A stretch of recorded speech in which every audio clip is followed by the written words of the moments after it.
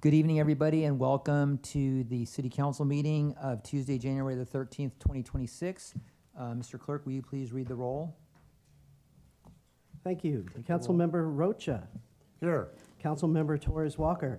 Present. Councilmember Wilson. Mayor Pro Tem Freitas. Present. Mayor Bernal. Here. Thank you. We have a quorum at 5 o'clock p.m. All right, thank you. Will you please join me in the Pledge of Allegiance? I pledge allegiance to the flag of the United States of America and to the republic for which it stands, one nation, under God, indivisible, with liberty and justice for all. All right, do we have any public comments tonight?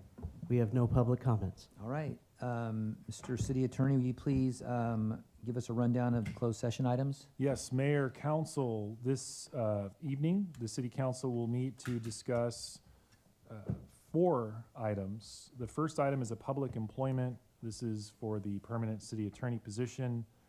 What we have styled as the second item is a conference with legal counsel regarding anticipated litigation, significant exposure to litigation. There are 2 separate matters we are discussing, so that would be items 2 and 3. And then finally, the fourth item is a conference with labor negotiators. This is with the various city bargaining units.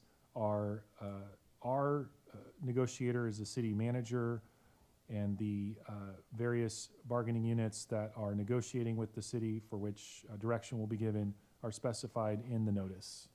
All right, thank you very much. We will adjourn the closed session.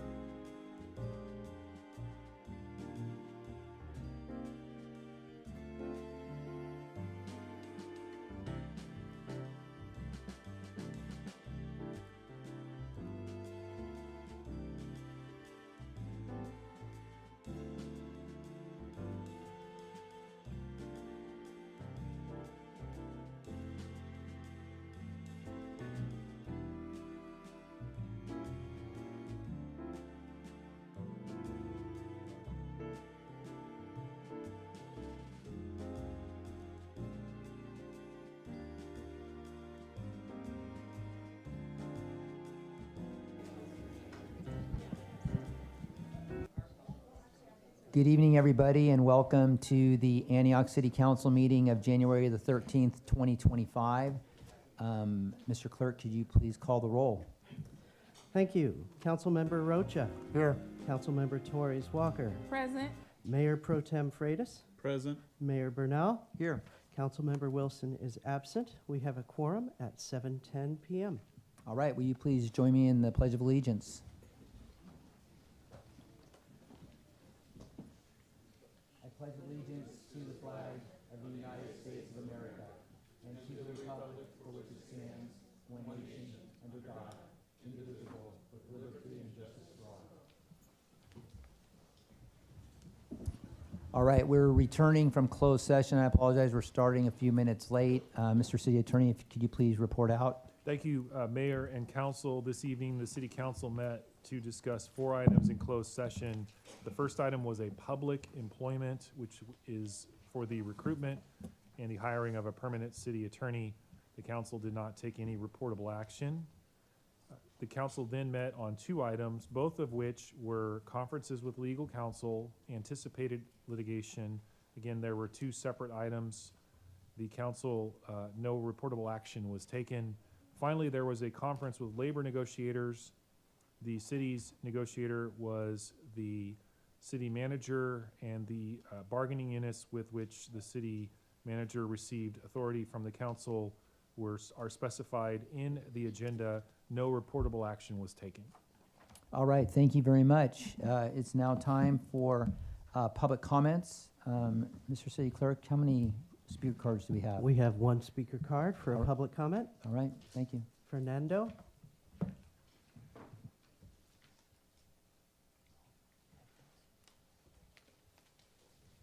Good evening, Mayor. Good evening, Council. Thank you for taking the time to listen to us for a few minutes.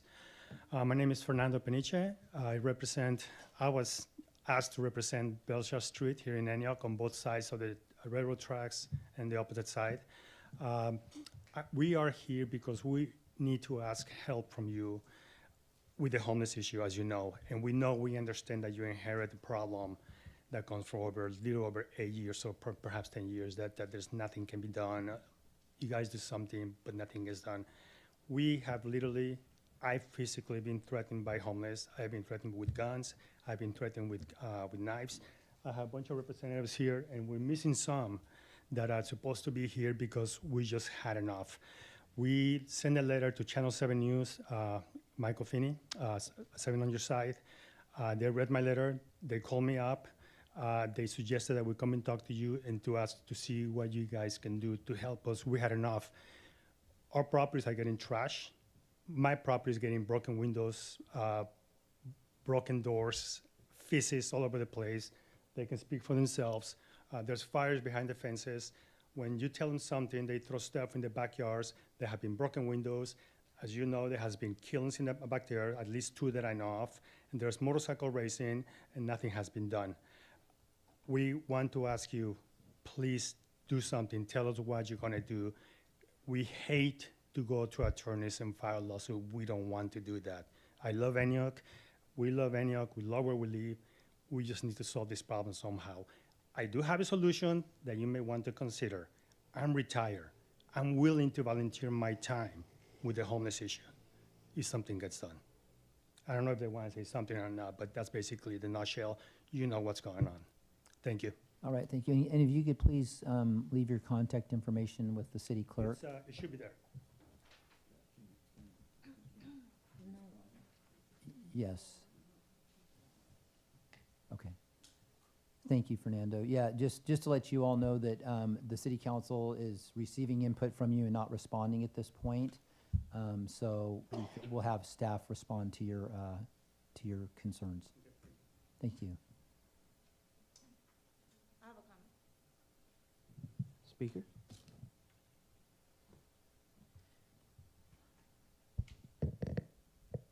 The timer isn't going.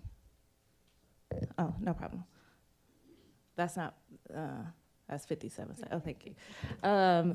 Yeah, no, I wasn't even going to speak on public comment, but good to hear from you all. As a homeless advocate for years, I've also talked to different business owners and community members and people that have concerns when it comes to a lot of the bad apples that we do have in the unhoused community. So I guess I just wanted to come up here just to say that advocates, we are not naive, and we do know that we have bad apples that are out there that make it difficult for business owners and property owners and, you know, community members such as yourself.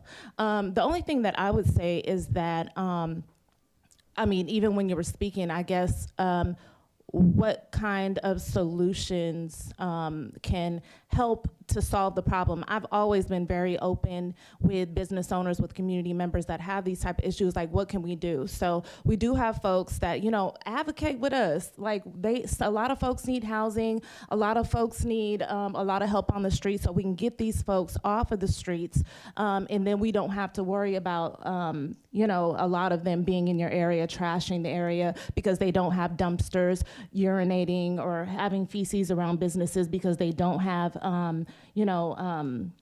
porta potties or bathrooms or anything like that. So I welcome y'all. I've been doing this for years. My name is Nicole Gardner with Facing Homelessness, homeless advocate here in the city for the last 9 years, almost 10 years. So I just think we all need to come together because this is an important issue and it does affect a lot of people.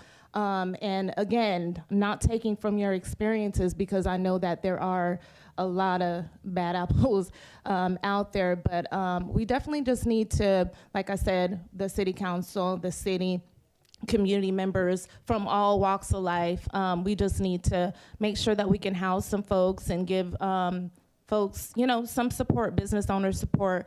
Like I said, putting those porta potties out there, garbage cans, dumpsters, and things like that out there, because if they don't have them, then what else are they gonna do, right? So not making excuses for the unhoused community, but just saying I do understand your frustration, and I think that meant, yeah, you do too. I do understand your frustration, and yeah, let's work together on this so that we can solve this issue in Antioch together, because we love this city. We all do. Thank you. Thank you. Mr. Becker?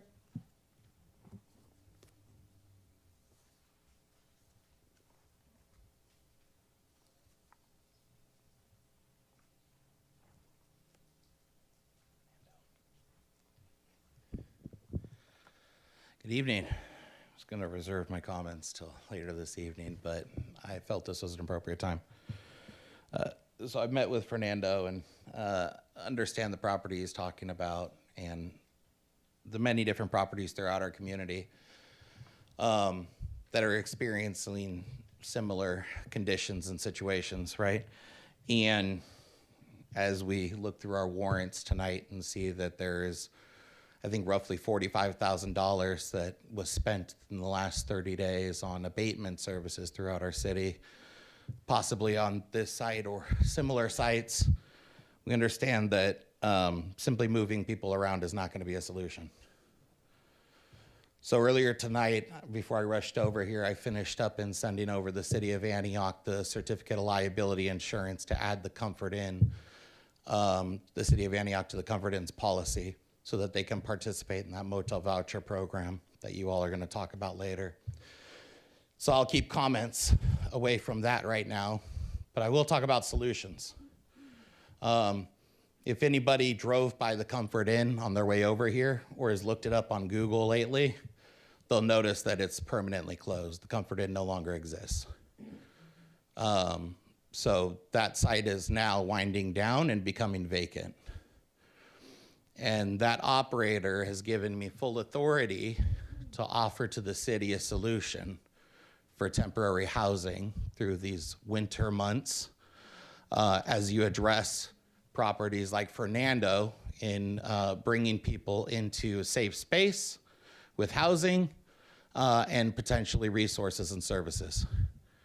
And so the city has talked about $140 a night, and the hotel operator is prepared to go as low as $60 a night.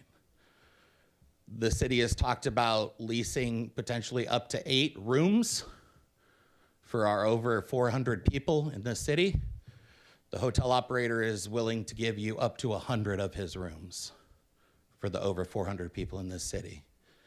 This is an opportunity to potentially bring in up to half of your unhoused population into one safe space at a fraction of the market cost, so that individuals like Fernando and all of these residents can address their community's needs while we as a city address the overall needs. So 3 minutes is not clearly enough time to dive into the numbers now, but you all have my information, and so I hope that it was enough time to express the urgency, and most importantly, the opportunity that is currently living here, or could. Thank you.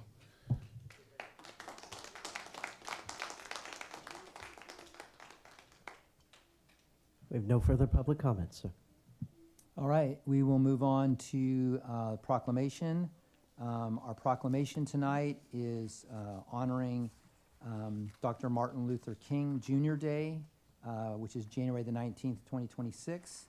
And it reads, whereas Dr. Martin Luther King Jr. taught us that we are ultimately measured not by where we stand in moments of comfort and convenience, but by the stand taken during times of challenge and controversy.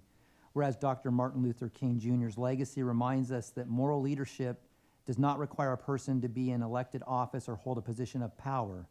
Instead, exercising moral authority requires the will to do the right thing.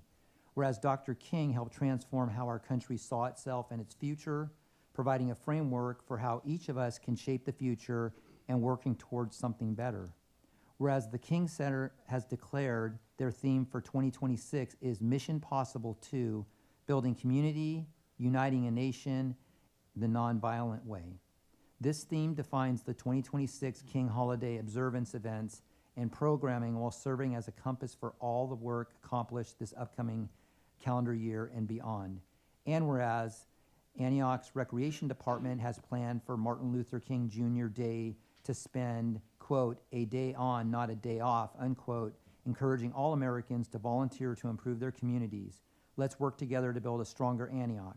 Participate on January 19th, 2026 from 9 a.m. to 3 p.m. at the following locations: Antioch Community Center, the Antioch Skate Park, and the Antioch High School Theater. Now therefore, I, Ron Burnell, Mayor of the City of Antioch, do hereby proclaim January 19th, 2026 as Dr. Martin Luther King Jr. Day and call on all of us to gather strength from Dr. King's legacy and use our moral authority to push for a more equitable city, state, society, and world. And I would like to invite Pastor Damon Owens and Pastor Chantel Owens, if they would like to come up and receive this proclamation or say a few words before we come down and present this to you.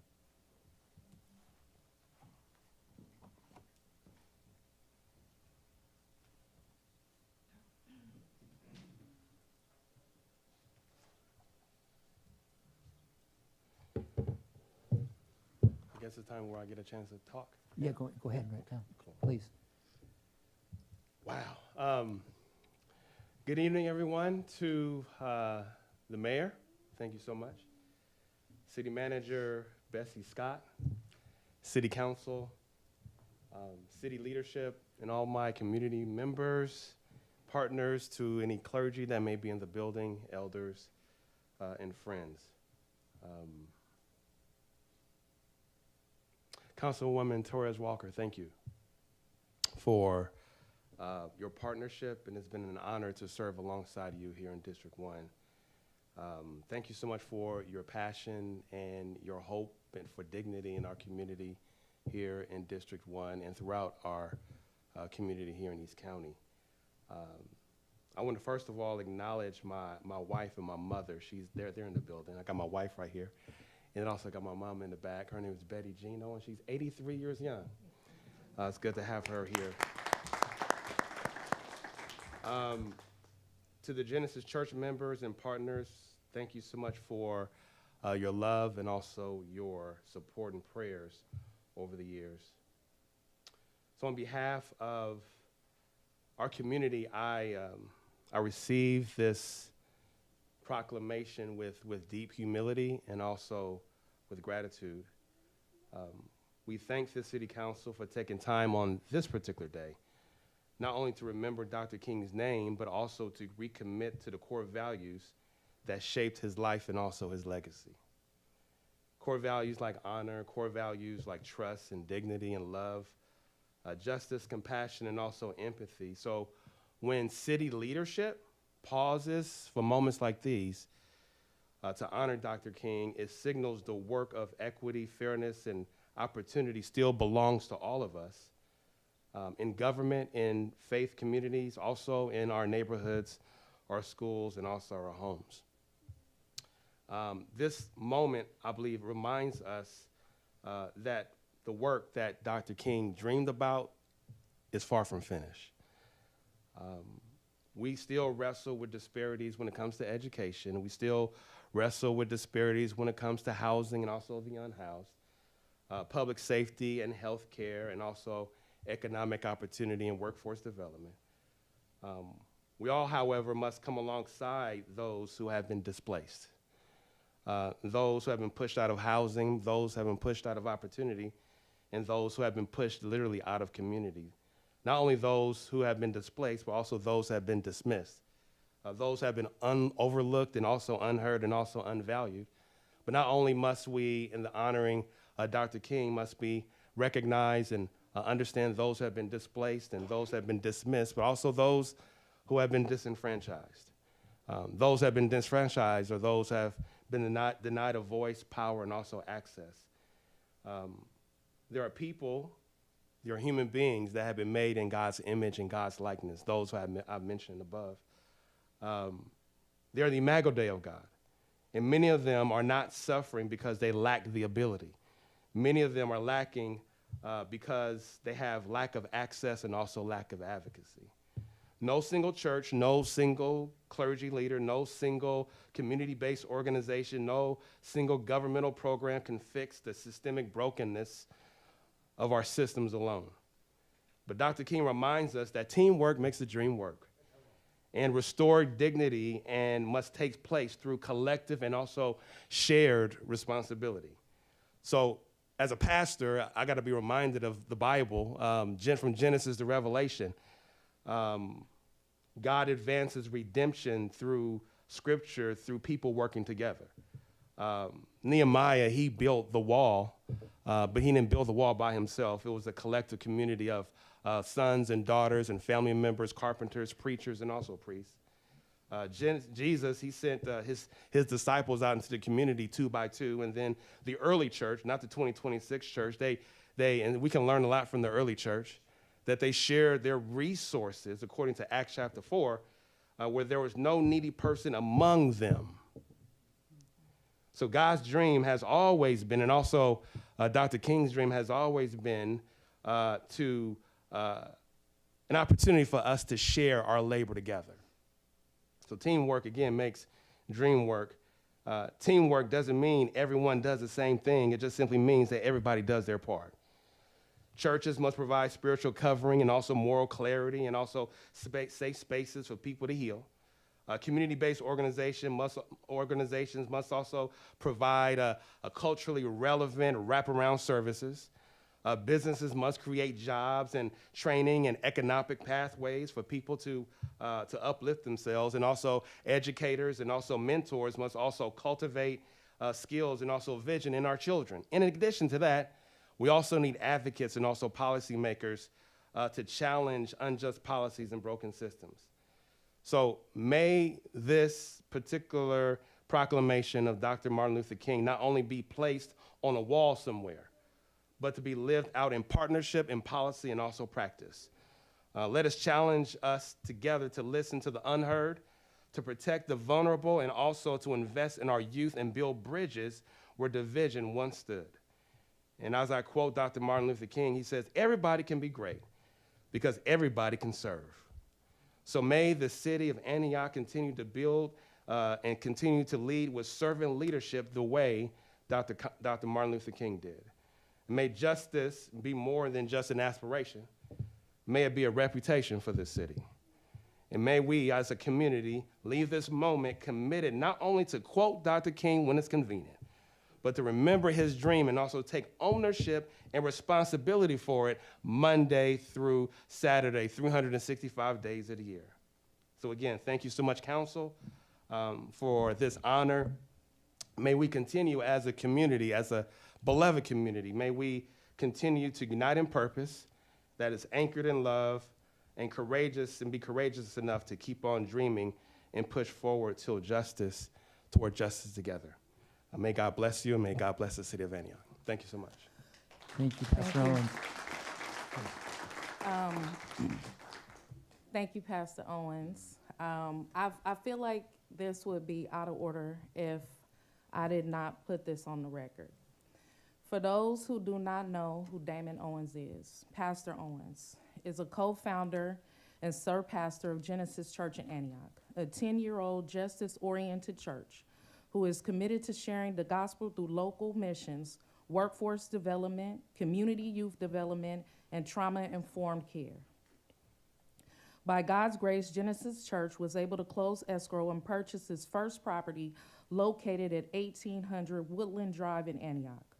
On November 25th, 2025, Genesis Church purchased an 11,000 square foot facility at 525 East 18th Street in Antioch, California. The purpose of the Genesis Family Life Center is to create a safe, nurturing space for families, children, and seniors to grow, learn, and thrive by providing wraparound services Monday through Friday, which is needed in our community.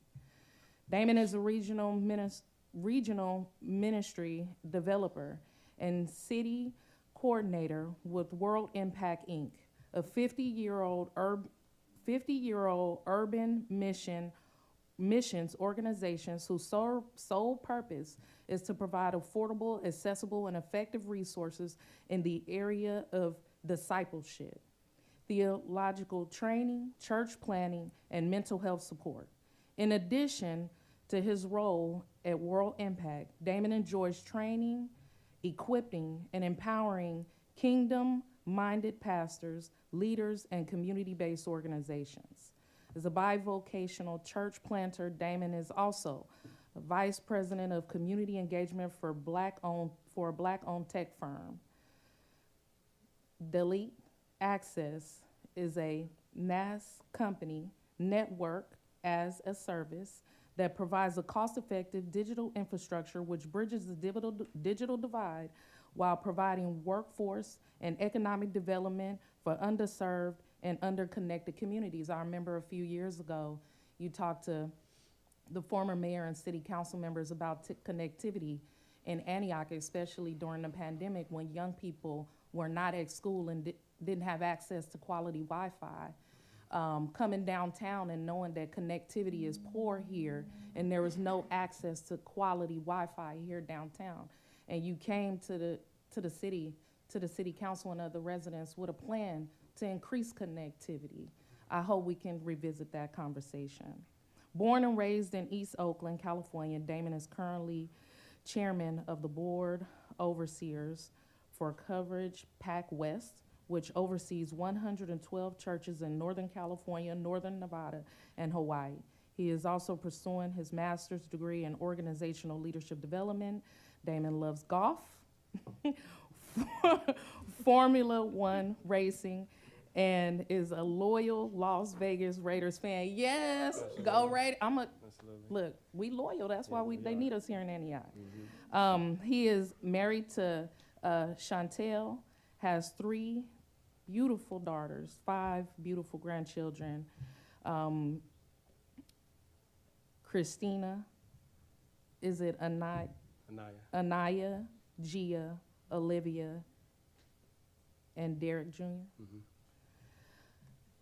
The reason why I had to read the bio of Pastor Owens is because it was requested and submitted, and I believe we should do everything in order. And everybody doesn't know who Pastor Owens is or his commitment to the community, especially to the community in District 1. The first time I met Pastor Owens was actually at a protest, and I was like, who is this pastor with tennis shoes on and a collar? He was like all dressed up and had his collar on, but he also had tennis shoes on and a ball cap. And I was like, okay, that's how we doing in Antioch. But the amazing part about it was you were open to partnership, open and willing to partner with me. There wasn't any judgment, only counsel and support.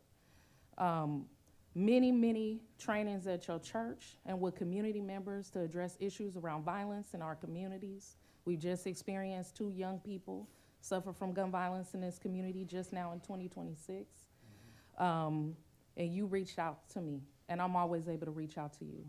I appreciate you for always walking with me in Sycamore and sticking up for our vulnerable communities in District 1 and communities impacted by violence and who have been disenfranchised from resources. I'm happy that you have a heart for the people. I also want to thank you for showing up in one of our most vulnerable times in the Sycamore community when Alexis Gabe, her 14-year-old stepson, and her unborn child was murdered, and nobody in this city today remembers their name, not even the leaders. But I know that you will never forget. I appreciate you for never forgetting our most vulnerable community members. And I'm looking forward to continuing our partnership in 2026 and also working to bring critical resources, necessary resources to District 1. Thank you, Pastor Owens. Thank you, Genesis Church. Thank you, Pastor Chantel. All right. Thank you. Do we have any public comments on this? No public comments on this one, sir. All right, so will council please join me down there for us to present this proclamation?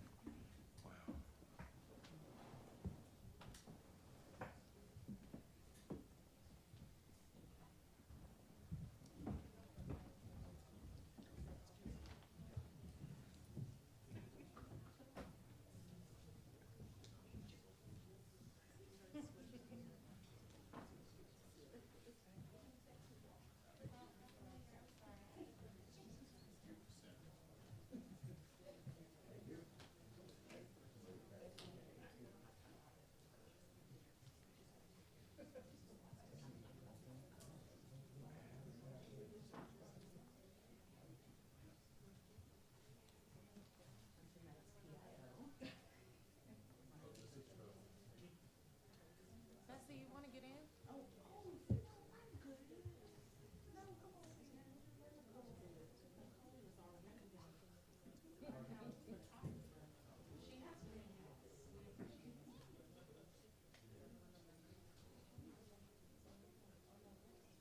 Oh, these contacts, I can't see nothing.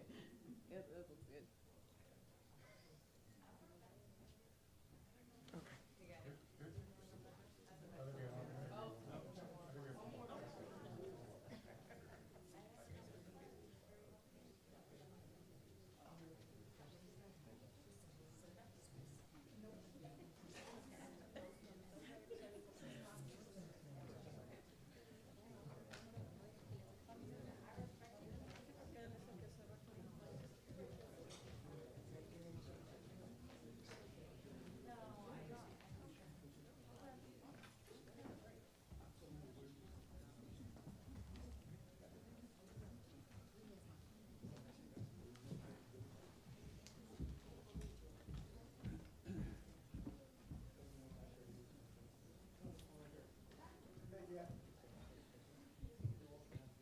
All right, so prior to us taking on announcements of civic and community events, I would like to suspend the rules and request that we move regular agenda item number 10 up to this place in the agenda.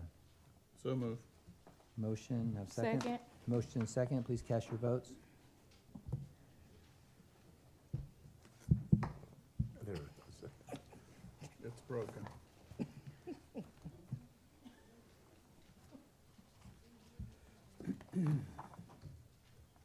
Motion passes 4-0 with Councilmember Wilson absent. All right, so this item is regarding Contra Costa County Library Commission appointment for one vacancy expiring June 30th, 2027. City Clerk Mandy, would you like to make a short presentation on this? And then I will announce who I'd like to recommend for this.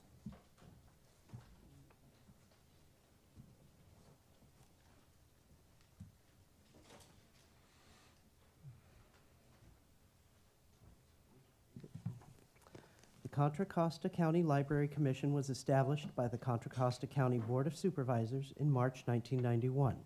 The commission was created to serve in an advisory capacity to the Board of Supervisors and the county librarian. The commission serves as a forum for public discussion, ensuring the library reflects community needs and advocating for library services. 18 members represent the cities and towns in Contra Costa County. Library commissioners are appointed by the city or town councils. They review and make recommendations on the library's annual budget and funding levels. The library commissioner bridges the gap between the public, library staff, and elected decision makers. They advise the city council, boards, and county supervisors on libraries' policies, funding, and strategic directions. This person helps establish the rules, makes recommendations on library collections, services, and facilities, and may even create library positions. The commissioner also promotes library programs, secures grants, and educates the public and officials about the library's value. They also provide oversight for any library operation, ensuring effective management and strategic plannings. So in essence, the library commissioner ensures the public library remains a vital, well-funded, and relevant community resource by providing governance, advocacy, and strategic vision. And a little. All right, thank you very much. So I would like to make a recommendation that Dr. John Hugh be reappointed to this position for the term expiring June 30th, 2027. I'd like to make a nomination. Should I? It's Dr. John Hugh, who's right up here in front. Second. So, have a nomination, have a second? Yeah. All right, please cast your votes.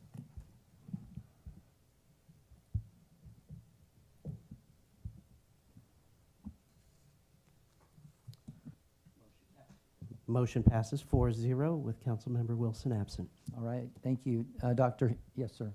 We did not take a vote on the proclamation. Oh, we did not vote on, okay, okay.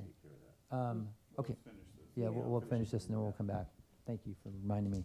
All right, Dr. Hugh, would you like to come up and say a few words? Yeah, you can come on up to the microphone, please. Thank you, Mr. Mayor and councilmen and ladies. I'm very appreciate, great honors to come here serving city of Antioch. I've been serving United States last 71 years. So I'm serving veterans, I'm professor and diplomat. Now I'm more than happy to serve city of Antioch, especially young children. Thank you very much for your appointment. All right, thank you very much, Dr. Hugh, I appreciate it. Do we have any public comment on this item? We have no public comments. All right, would you like to please swear in Dr. Hugh?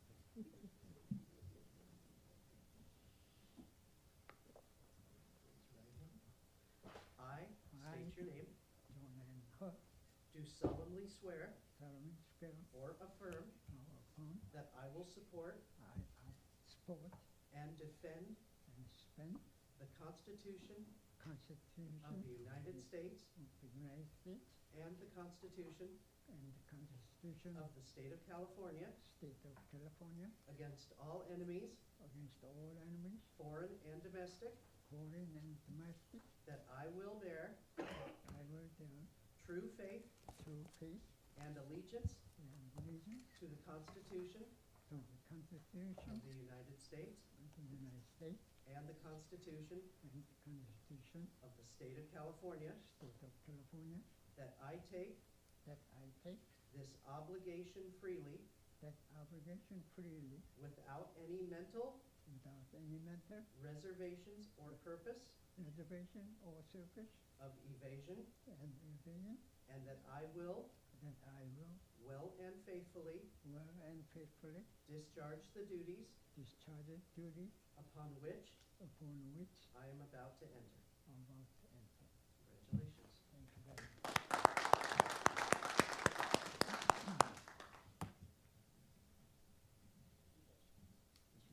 Yes, Councilman. I just wanted to say congratulations, and I want to thank you for your service. My father served in Korea and was very proud to be a member of the VFW here in Antioch, and so I want to congratulate you for accepting this position, but I also want to thank you for your service in the VFW and all that you do.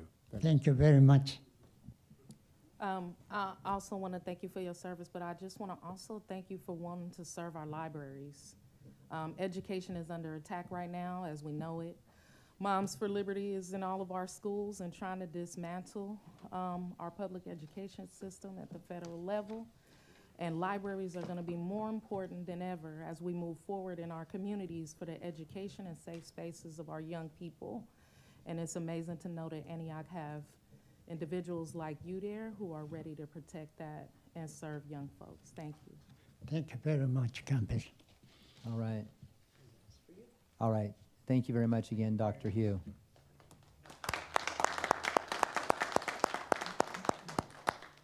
All right, and Dr. Hugh's off to his next meeting, so he wanted us to, he's a busy man. All right, back to our proclamation, could I please get a motion to approve the proclamation? So moved. Second. Motion is second. Can you please cast your votes?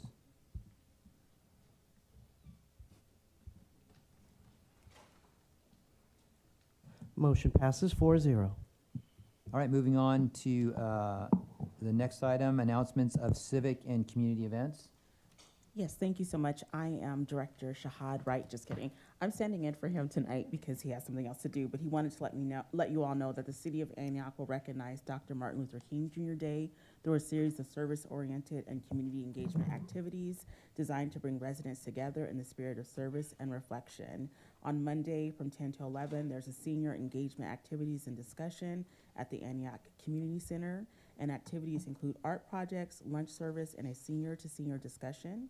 Advanced registration is encouraged, and the link is on our website.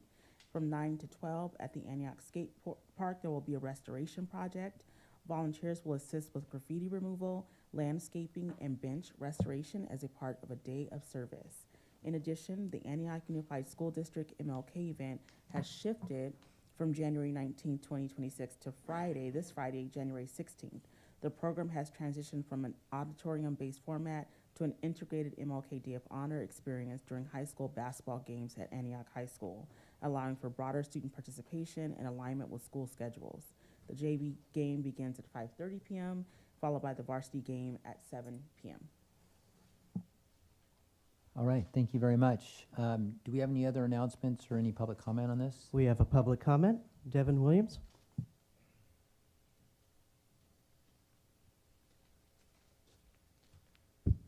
Happy New Year and good evening. Always got to sound like an announcer. Anyway, how y'all doing? Thank you for letting me speak tonight. I would like to invite you to the Pittsburgh and Antioch Healthy Homes Night on January 28th from 6 to 8 p.m. This event will be brought to you by the East Contra Costa Healthy Homes Collaborative. I'm a part of that group with Lift Up Contra Costa. Our event's going to be at 1020 East Tregallis Road, and that's in Antioch. And this is an evening to meet, mingle, and share solutions for comfortable, energy-saving homes, tips for your health, wallet, and the climate. Dinner, door prizes, and other surprises. We will have Spanish interpretation, and also transportation will be available. And definitely bring your children. They are welcome. And I have a sheet here. I put it in the front. It's in English and in Spanish. We would like for you to RSVP by January 20th. And so there's a link here. You can do it online at home. It's bit.ly/healthyhomesnight. And there's also a QR code attached to it. And also, while I have a little bit more time here, I would like to invite y'all to the NAACP's Martin Luther King breakfast. Let me pull that up. I'm sorry, I thought I had it here. That is going to be on, January 19th at 8 a.m. at Martin Luther King Jr. High School. And that's the address for that is 2012 Curran Court in Pittsburgh. This is a free event. Please bring your families, and so we can support the NAACP East County chapter, or branch, excuse me. And yeah, we'll see you there. Am I allowed to give one of these to y'all, or? Okay, to the clerk, okay. Thank you. All right, thank you. Any other public comment? No other public comments, sir. All right. Thank you very much. Now, moving on to announcements of board and commission openings. Thank you. The City of Antioch encourages residents to become involved in their local community, and one way to do so is serve on one of the various boards, commissions, and committees. Any interested resident is invited to apply for the following vacancies by 5 p.m. The deadline is January 30th, 2026. The Board of Administrative Appeals has 2 full-term vacancies expiring March of 2028, 1 alternate vacancy, a 2-year term. The Parks and Recreation Commission has 1 partial term vacancy expiring March 2028, and the Sales Tax Citizens Oversight Commission has 1 partial term vacancy expiring March of 2026, and the Antioch Police Oversight Commission has 1 partial term vacancy expiring November of 2026. Once again, the deadline for these is 5 p.m. Friday, January 30th. To be considered for these vacancy positions listed above, please fill out an application by emailing the City Clerk's office. Printed applications are also available here at City Hall. You can email the completed applications to the City Clerk or by the deadline date, or drop off the application in the water billing drop-off box just outside of City Hall. Thank you. All right, thank you very much. Moving on to item number, continuing with item number 3, the City Council Committee Reports and Communications. Councilmember Rocha? No report coming off of the holidays. I didn't have any meetings during the time that we were out. All right, thank you. Councilmember Torres Walker? Yes, actually, we had one last meeting. Okay. For the city school standing committee. We had one last meeting. I don't know what we was thinking. Because I was like, we gonna really, the council not meeting, why are we? But we did meet. It was a great meeting. We got an opportunity to talk about this year's potential community engagement to further the work around our Whole Child, Whole Community initiative. Had a lot of conversations around how the city and the district can collaborate better this year. And so looking forward to our next meeting, which is a public meeting and it's publicly noticed. And again, I hope the community will attend. Other than that, none of my other committees have met. But what I do want to say is we're in 2026, and I want to thank all city staff and the city manager for your hard work last year. It was a lot. Want to show great appreciation for all the hard work and the sleepless nights, and probably telling yourself you was going to quit or resign, or probably still thinking about it, but y'all showed up nonetheless, and I appreciate you all for that. I want to thank my colleagues on council, and Councilwoman Wilson is not here tonight, for doing the best we could to build these new relationships across the board. It's not easy, when everybody have a strong personality and an agenda, but as we seen up here last year, some of us do have the capacity to work together in transparency, clarity, and truthfulness. I just want to say to the community that spoke about homelessness, we do have an item on the agenda tonight, but I know that our city manager has been working with the police department, the Department of Public Safety and Community Resources, to build partnerships around the railways and bring resources to the city of Antioch to address the issues around our unhoused residents retreating to the rails, because there's no enforcement on the rails, because there hasn't been a clear partnership with the railways. But like Andrew said, is we could keep kicking people around, people would just continue to retreat to places where they know enforcement is low and not possible. I think when we look at this issue around our unhoused population in Antioch, that we can do it with some compassion, some morality, some credibility, and some resources. As we see in San Francisco right now, is straight criminalization. Don't pass go, don't collect $200. You go straight to jail if you don't take services that they don't have the capacity to provide. Make that make sense. And so I hope that we in Antioch could do a little bit better by our unhoused residents this year. I also just want to, I know we're in 2026 and it's already been rough. It's been rough at the national level, the state level, the regional level, as well as the county level and the local level. There are deficits at all levels, but I also know that we have all watched families be torn apart. We have watched the federal government murder people in the streets, separate families, and kidnap people. And I'm wondering, when is the city of Antioch gonna take a stand so that our residents could be prepared? I wanna remind people that cruelty is the point. And when we know that we're dealing with a moral issue, not necessarily a policy issue. And so I'm hoping that we could all pull together. I know that myself, the city manager, and I was gonna say Mayor Pro Tem. That's Councilmember Rocha. Councilmember Rocha are working together to think about how we can do more Know Your Rights events in Antioch and East County, because we do have to make sure that we protect our documented and undocumented residents, while we also protect our residents who are willing to get out there on the front, put their bodies on the front line to fight against this oligarchy. One last thing I would like to say about Dr. Martin Luther King is that I think we do ourselves a disservice when we water down the civil rights movement to quotes and cleaning benches on Martin Luther King Day. Martin Luther King Day of service should be more about picking up trash and cleaning benches. That was a revolutionary movement that has benefited everybody in this country since the passage of civil rights, and we should honor that in this current climate. We're putting our bodies on the line.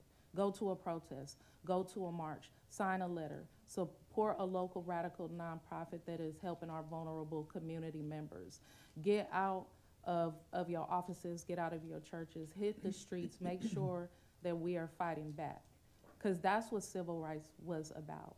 It was about fighting back against government and against institutions that would suppress our people and keep us from our own self-sufficiency and our own humanhood. And so I just want to say that I hope that we recognize that when people are out there honoring Dr. King, that you do it in the most radical way possible that you can think of, because the moment that we are in now is not normal for some, but it's been normal for a lot of us.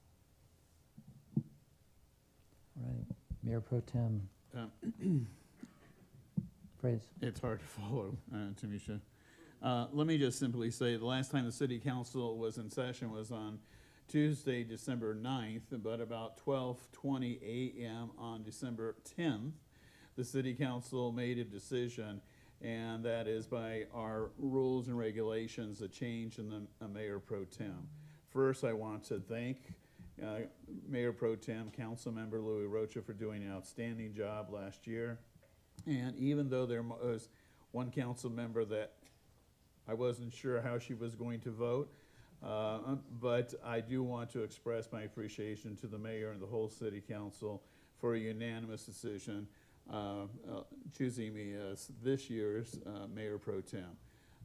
Mayor has already reached out, and I will be substituting for him or representing him in the foreseeable future. As a matter of fact, he's going to be attending our next city council meeting in Washington, D.C., attending the U.S. Mayor's Conference, and I will be substituting, so be ready. But I do want to thank the mayor and the council and the public for this honor, and it is an honor, and I appreciate it. Thank you very much. You're not gonna tell them you miss me? You know, I was thinking that at first, but now. I wasn't sure having you sit side by side or across either side of me, which is better. All right, thank you for that, and congratulations on Mayor Pro Tem and former Mayor Pro Tem Rocha. Thank you very much for the excellent job you did last year. I had a couple of meetings since the last city council meeting that I attended. One was the transplant board meeting on the 11th of December, and then also the CCTA board meeting on the 17th of December. Today I attended the Contra Costa County Board of Supervisors reorganization luncheon where Supervisor Diane Burgess, who represents East Contra Costa County, is the new chair of the Board of Supervisors this year. So that was quite an event. It's my first time attending it, but it was interesting to see all of the elected officials there and the pomp and circumstance that surrounds changing the guard when it comes to the who's going to be leading the county in the year ahead. And they have an ambitious agenda going forward for things that they want to do.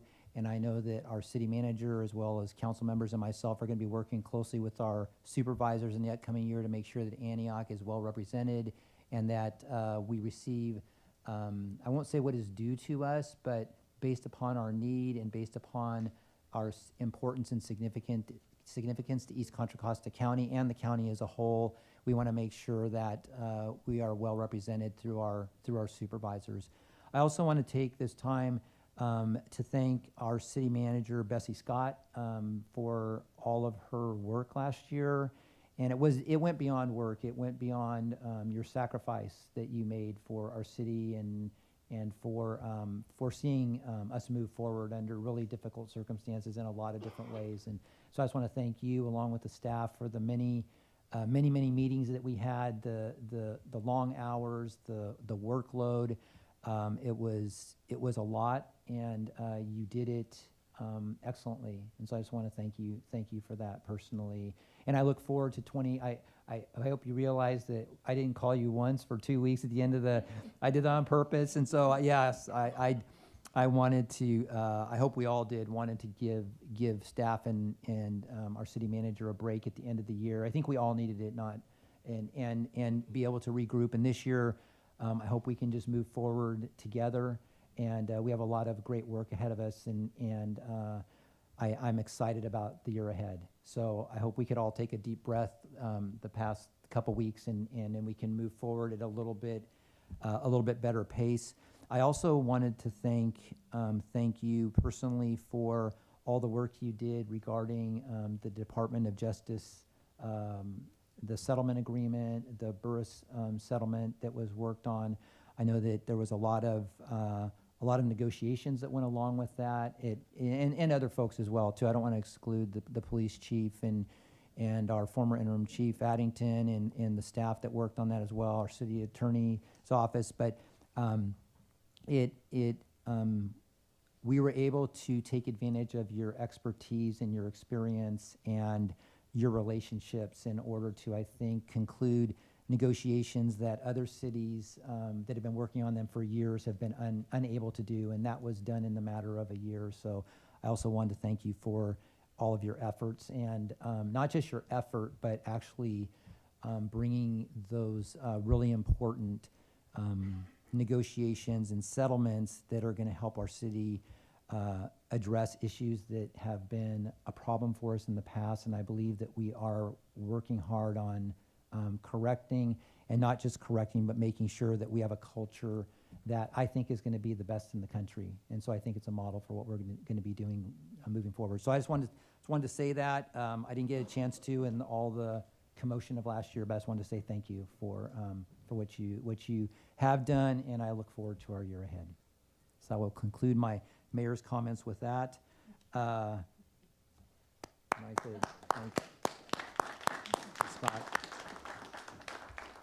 All right, if we could, we're going to move on to the consent calendar. Do we have an item? Do you want me to move the If we want to move it.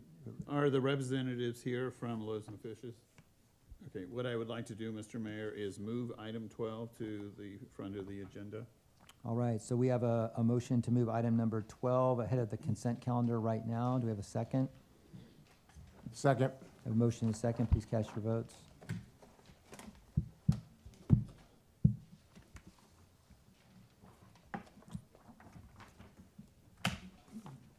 Motion passes 4-0 with Councilmember Wilson absent. All right, so moving on to item number 12. This is a resolution waiving city-only building permit fees up to $50,000 for Loaves and Fishes of Contra Costa for renovations to their property at 408 O Street in Antioch. Yes. Yes, Council, or excuse me, City Manager Scott. Yes, thanks so much, Mayor and City Council. Director Seal, our Community and Economic Development Director, will provide a brief summary of the project and introduce Jolene Lafayette, Executive Director of Loaves and Fishes, who will then give a presentation to the City Council. Thank you, City Manager Scott. Just to provide a little bit of additional background, Loaves and Fishes approached city staff, I believe it was December 23rd of last year, to request a building permit fee waiver for their upcoming renovation project. And city staff does not have the ability to administratively waive building permit fees. So we are bringing their request to the City Council for your consideration this evening. Jolene Lafayette, the Executive Director of Loaves and Fishes Contra Costa, is here this evening. And so she's going to give a presentation on their renovation project. I also wanted to point out that Craig Andrews, our Building Services Division Manager, is here, as well as myself. So we're happy to answer any questions after Jolene is done giving her presentation. All right, thank you.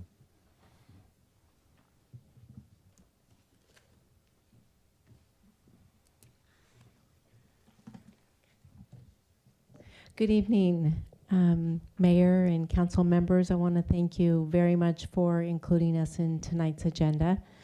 I'm Jolene. I'm the Executive Director of Operations and actually have a co-director, Jeanette Kennedy, who is our Executive Director of Development and External Relations, and she's also going to be presenting this evening. I'm going to start off by just sharing with all of you who is Loaves and Fishes and what do we do here in our county. Loaves and Fishes, we've been in Contra Costa County. You can go to the next slide. I don't know who's managing the slides. The clicker. This here, the picture that you're seeing is the building on 408 O Street.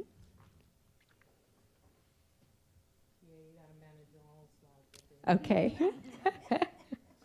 Just to mention that was the old You don't want Callie's it in- restaurant, right? You know, Okay. for those that see that, Perfect. they might recognize that. Great. There we go. So, Loaves and Fishes, we've been in the county since 1983, and we serve a hot meal 7 days a week at some of our dining rooms and 5 days a week in others. But we focus on individuals that are experiencing food insecurity. And I think it's important because when we started in 1983, we were known as a soup kitchen, serving the unhoused. And in today's society and today's world, we are serving everybody. We are serving everybody who is experiencing food insecurity, all the way from young families to seniors. And how do we do that? Loaves and Fishes, we have 5 dining rooms throughout the county where we serve a hot noontime meal from 11 to 12:45 every day. We have a beautiful meal. Again, it's not considered a soup kitchen meal. We have a nice entree, salad, fruit salad, dessert, hot coffee for anybody that comes in. We don't do any intake. Everybody is welcome to come into our doors and have a hot meal. Sometimes if we have enough food, they can go through our line as many times as they want. And we also, in the last several years, due to partnerships with the Food Bank and White Pony Express, we have a pretty robust food pantry at those 5 dining rooms. Those dining rooms start in Oakley and go all the way to Walnut Creek. We currently have a dining room here in Antioch on West 6th Street. It is in a local little neighborhood, and that dining room will be moving over to the new building at 408 O Street, which would be a positive to not be in a little neighborhood. So Loaves and Fishes, on top of our dining rooms, we also have a mobile unit that goes out into the community and serves our hot meals through the mobile unit. Currently here in Antioch, that mobile unit is serving at Opportunity Village, which is the transitional housing unit It's also serving the Antioch Senior Center on Wednesdays. And it also has the potential to support the city of Antioch with a possible mobile resource program where we would be able to provide that in our parking lot here at the new property. We also have a workforce development program. It's a free 12-week culinary program where we teach individuals how to work in a commercial kitchen. We teach them everything from knife skills all the way to, how to clean up a commercial kitchen and get ready for the next day with lots of cooking skills included. And then after, we help them and support them with new career opportunities. And we also go through resume writing and interviewing skills with all of our students. We also are currently going to be serving the city of Concord starting next month. We have a new grant agreement with them, and we will be having a new additional mobile unit that has been granted us through the city of Concord. So we're excited about that. It's been a long time since Loaves and Fishes has been in Concord. And then we also have numerous partnerships that I think some people are unaware of. A lot of other organizations are able to come to our current central kitchen and pick up meals. And then Loaves and Fishes, we also deliver meals to other partners. And some examples of that is Opportunity Junction, which serves daily meals from Loaves and Fishes. We also have one other partner. Who did I write down?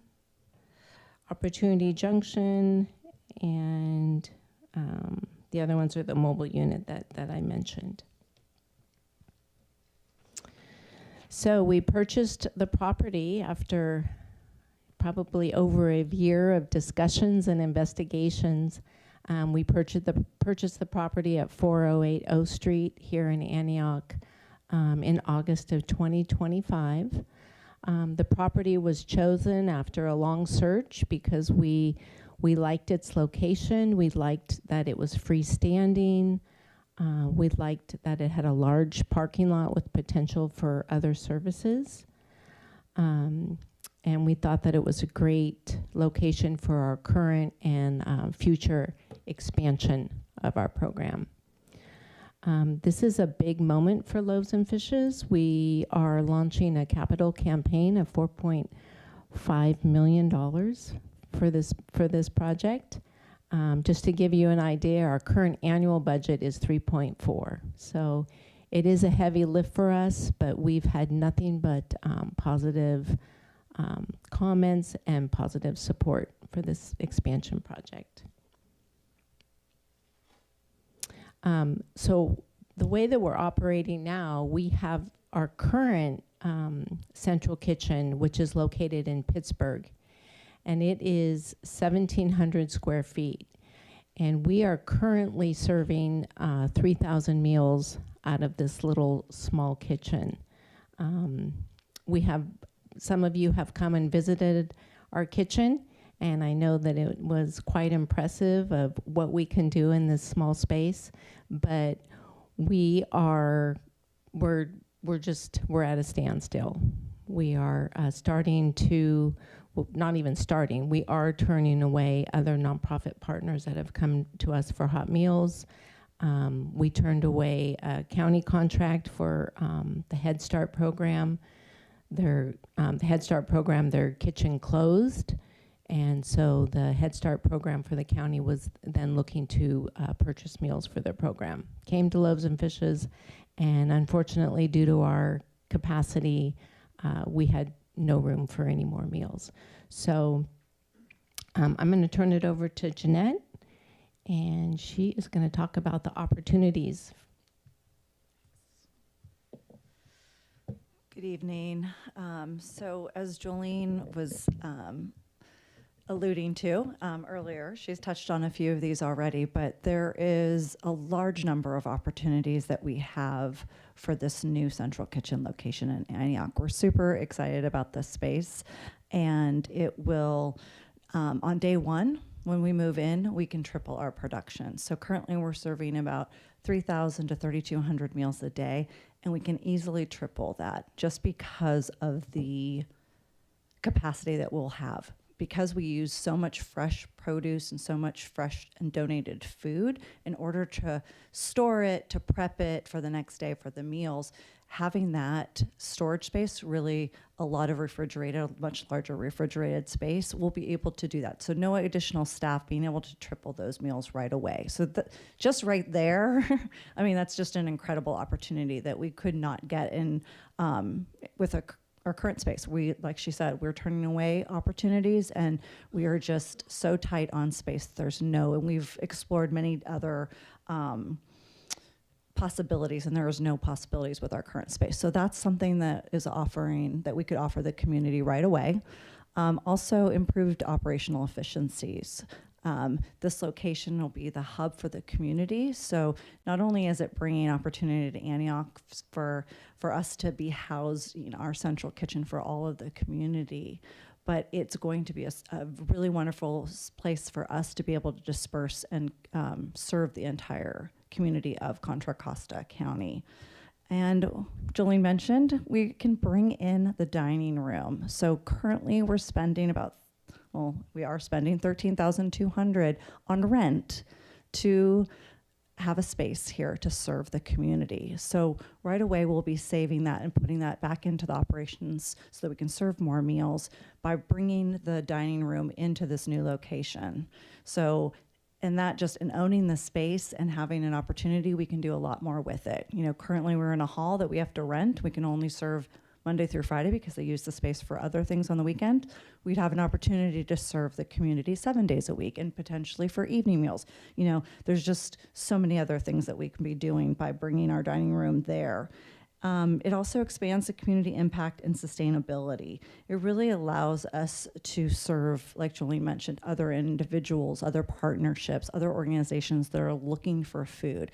There are lots of community-based organizations that are providing other services, and food, by adding a nutritious meal to that, is just, it speaks volumes. There is, just like with Opportunity Junction, they are providing workforce development skills and training for their students, and by having Loaves and Fishes provide that meal to them, they're keeping their students nourished. They're keeping them on site so that they don't leave and miss the afternoon sessions. There's just so many benefits to bringing in food into any of these other community organizations. And then sustainable partnerships. Jolene mentioned that we are serving some transitional housing units, and the fact that we had to turn away an opportunity with the county.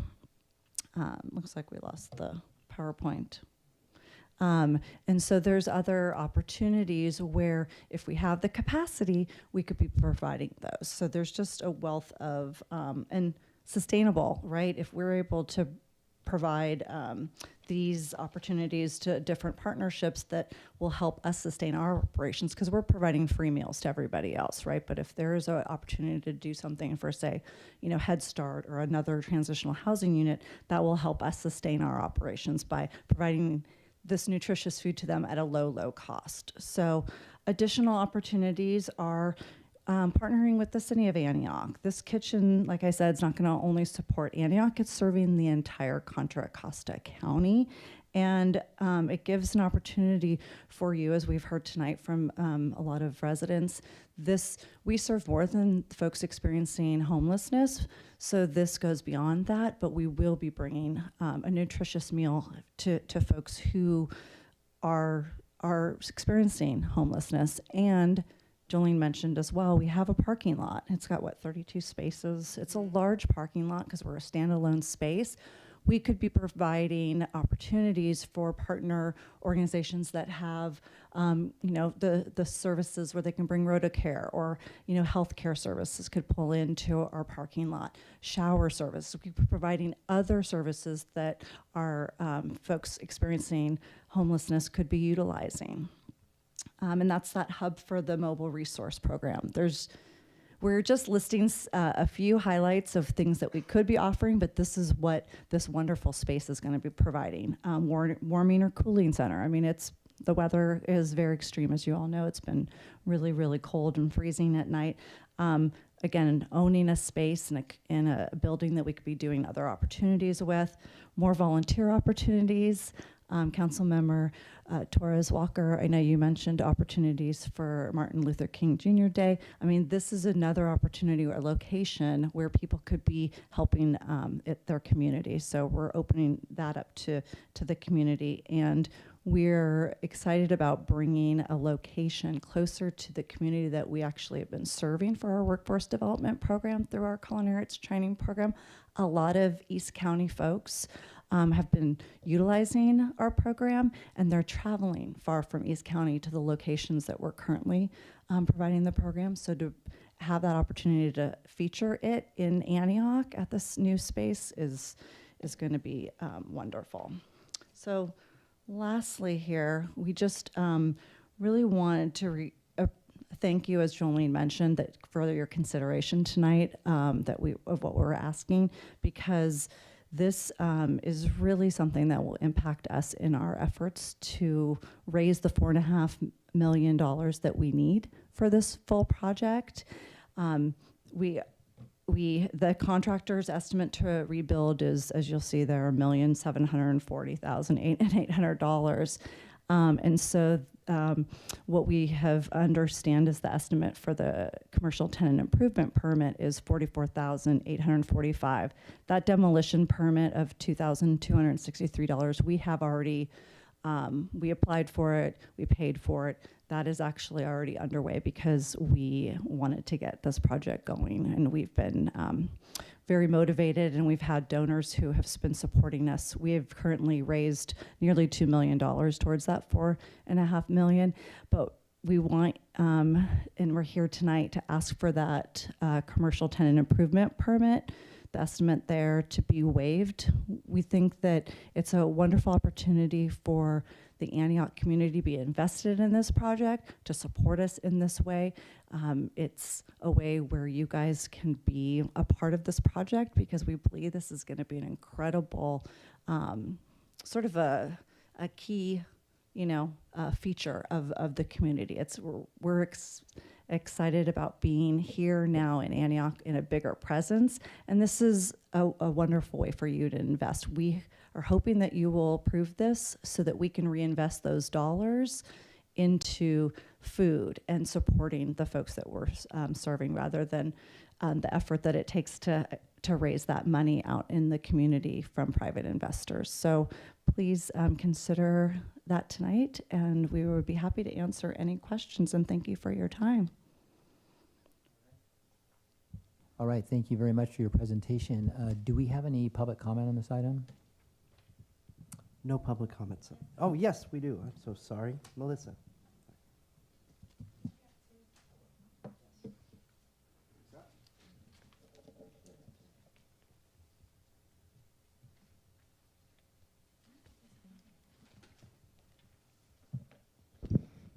Oh, I gotta put my glasses on. Happy New Year, everyone. I just want to be clear at the beginning. I support this project. I want them in Antioch.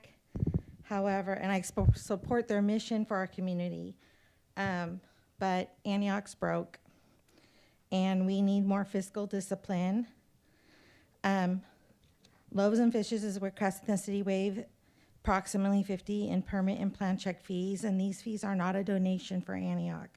They're cost recovery fees that pay for city services, staff time, inspections, engineering, and administrative oversight.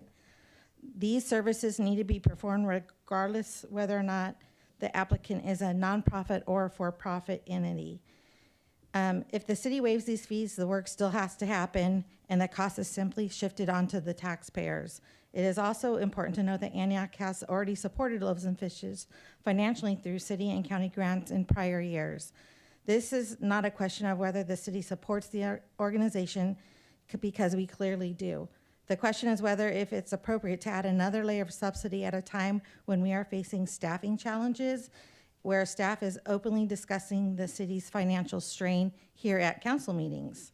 We have city employees that come up before this council expressing their concern about staffing levels and compensation pressures, asking the city to absorb additional unreimbursed costs, while employees are telling us they are struggling, sends to me a conflicting message about our priorities and fiscal responsibility.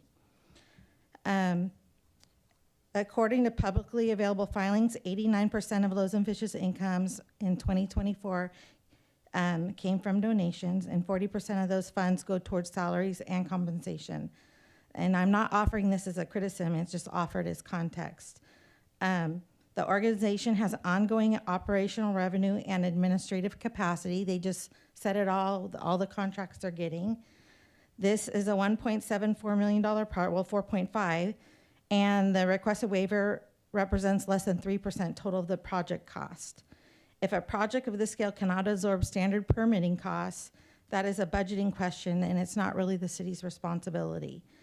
There's also the precedent issue noted on the staff report that this type of fee waiver is not the norm in Antioch. Over the past 5 years, the city staff only recalls one instance for approximately $2,200 for the Antioch Historical Society's bell tower restoration. That situation is different, $2,000 to $50,000.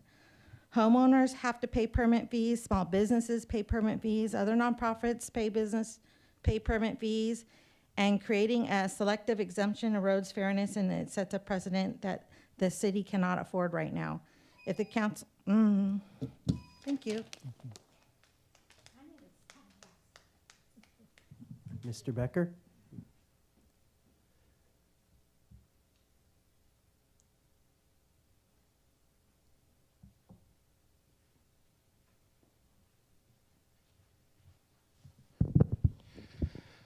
Okay, so before I talk about the financial component, just maybe a process question or a housekeeping question.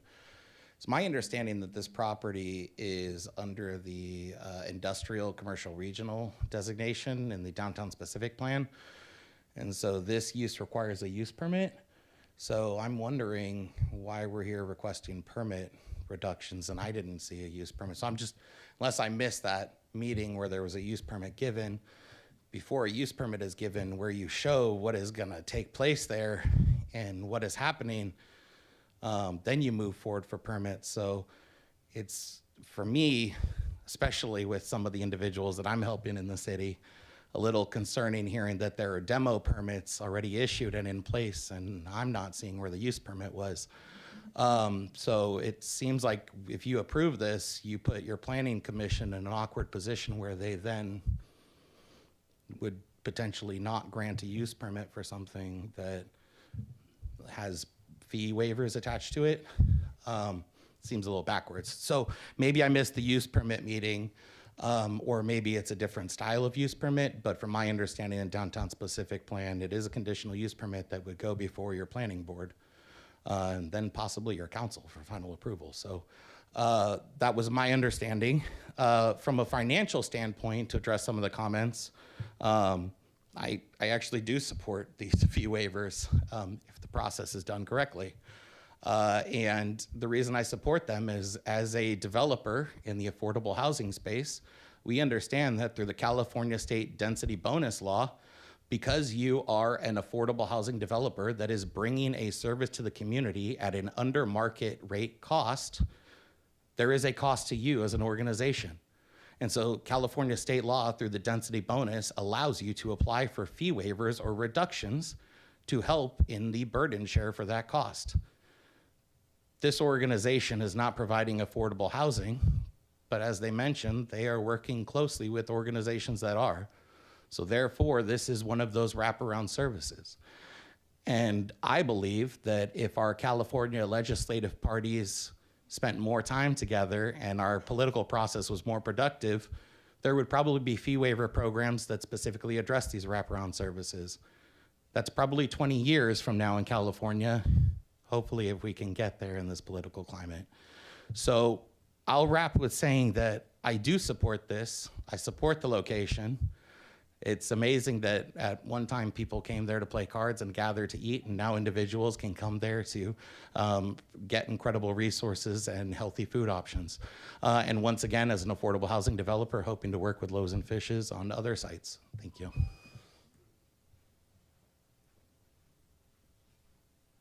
No further public comments. All right, thank you. Council, yes, Mayor Pro I have Tem questions Freitas. of staff. Mr. Andrews and Mr. Sack. So could you just help the council, the procedure? I mean, a question has come up with the use permit. Can you- I don't know. Hello, good evening. I don't have any knowledge of a use permit needed for that location. It was a restaurant at one time, so they served food, and it was a card room. That wasn't brought up to us when the application was submitted, so I don't know, Zach might be able to touch on that further. Yeah, planning staff actually discussed this use, and so, yeah, conditional use permit is not required for their existing use and for their renovation. And Mr. Andrews, your position is, just so the audience knows? That they don't need a use permit. No, your position? I'm sorry, I'm the community, Who I'm the are building you? services manager. All right. And Zach, you are? Good evening, Zach Seal, Community and Economic Development Director. Okay, so at this point, if the council were to consider this, you don't see any particular obstacle with regards to use permit, correct? No, sir. Okay. No. Right, that was my questions there. The other, I mean, that's fine, I'm done. The other issue, I am overjoyed that Kelly's Restaurant, for some of us who have lived in this community for a long time, is actually going to be used for an extraordinarily positive, service in our community. It wasn't just food and gambling, there are other things that actually happened at Kelly's as well. The police department could probably shed some light on that. But there is the issue before council, and that is waiving fees. And that is a consideration because once you open the door, there are other organizations that will come forward. But when you look at this particular project, the total renovation budget is $4.5 million. And we are talking about waiving less, what, 1%, less than 1%. The return is extraordinary. And I doubt that there are too many community-based organizations that can have that type of return. Whether money comes from Community Development Block Grant Program, the Antioch, Foundation, or what have you.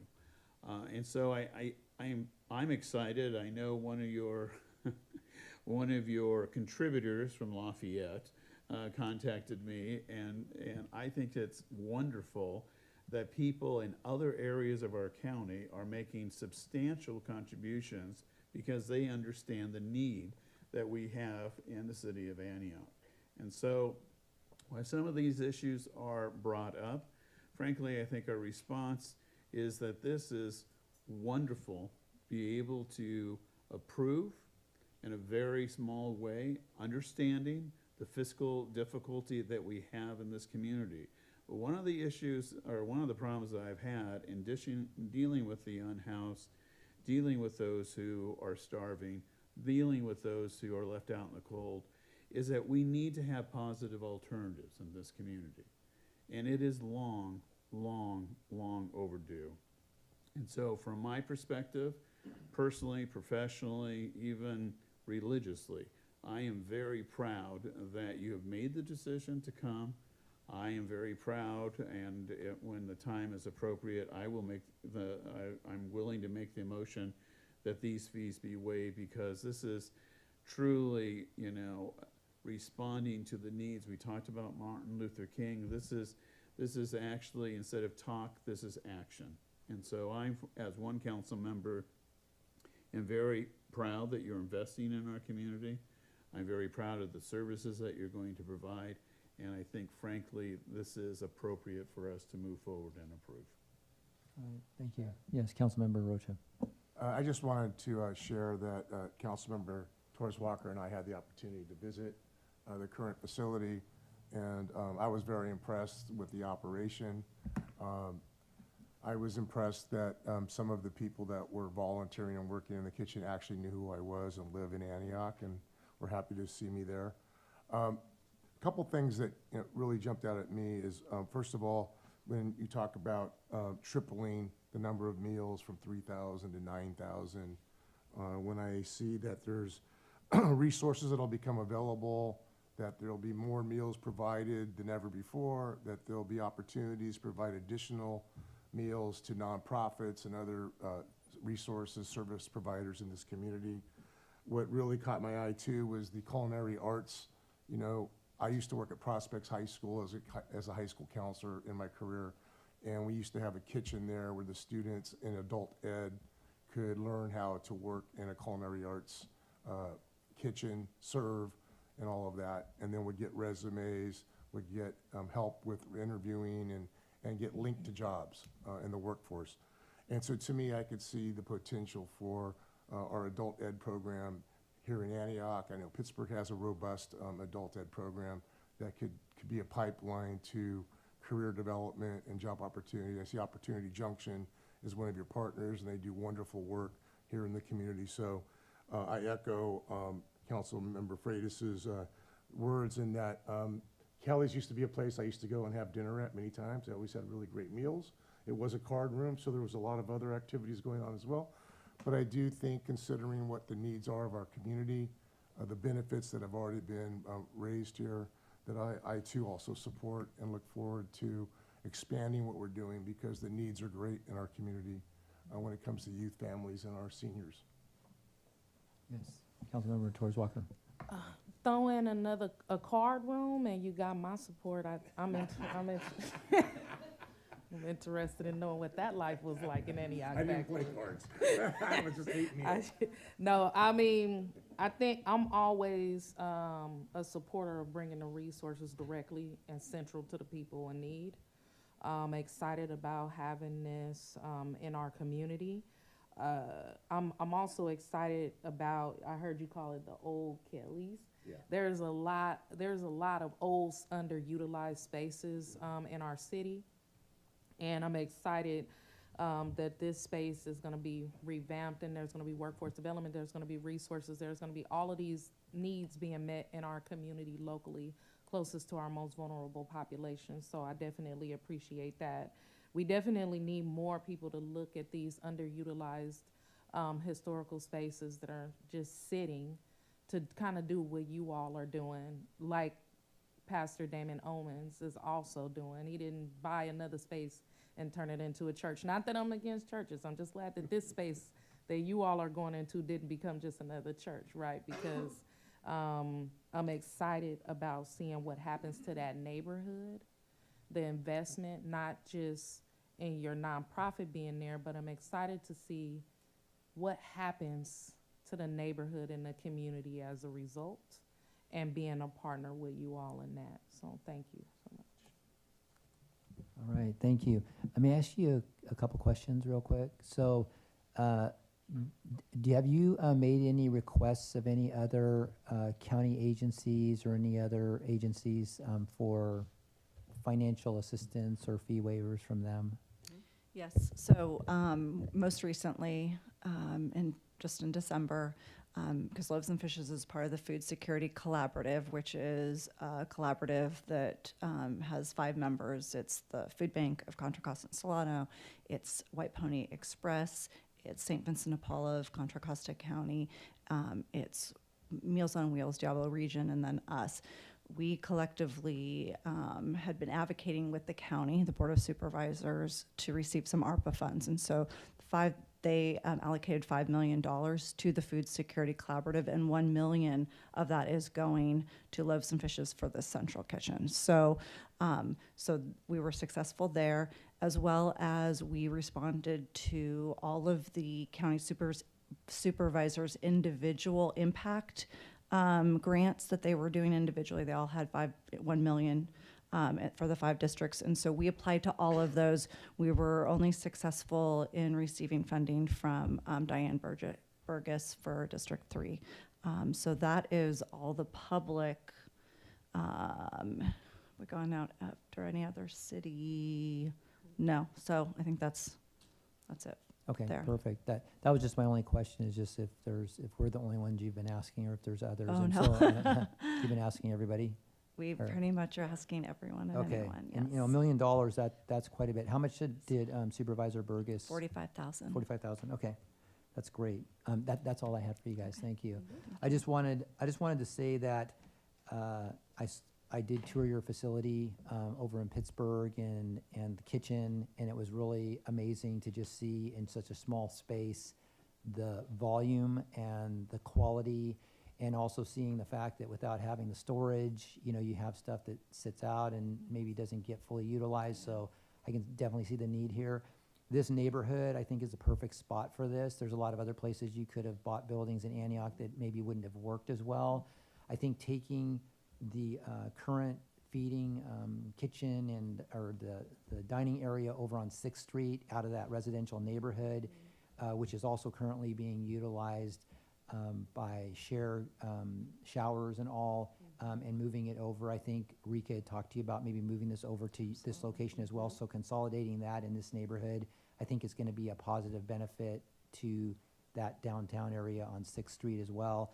And then, just as already has been said, I'm not going to repeat it, but just your mission, the fact that you've been doing this for over 40 years now, you have an excellent track record and reputation. You have really strong supporters and funders with deep pockets. So it's not something where you're hoping the money is going to come.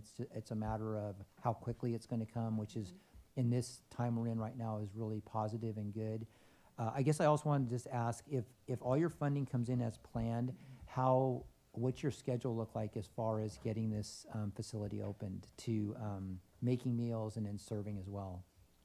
So our contractor believes that it would take 6 to 9 months. So if we had the funds to move smoothly forward consistently, our goal is to be serving Thanksgiving of 2027 in this new location.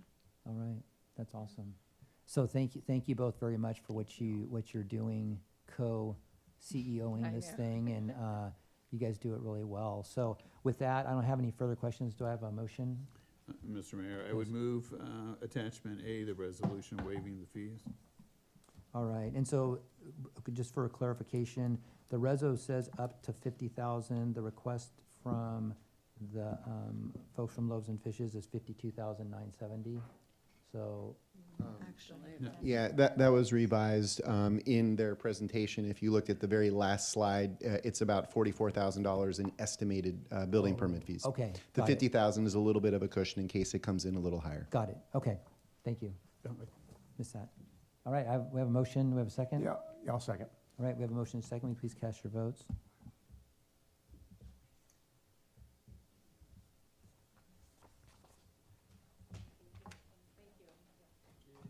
Motion passes 4-0 with Councilmember Wilson absent. All right, we've been in session since 5 o'clock, so I'm going to take a 10-minute recess, and we will come back at 8:55. Yeah. Recess is called at 8:43 p.m.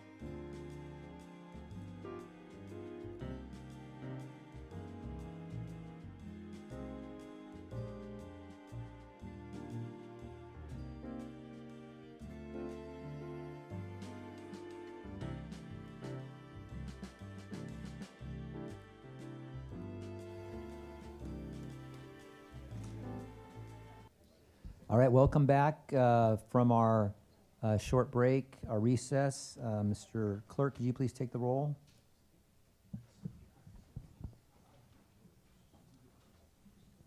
Sorry, I caught you snacking there. I should have looked up before I got us going.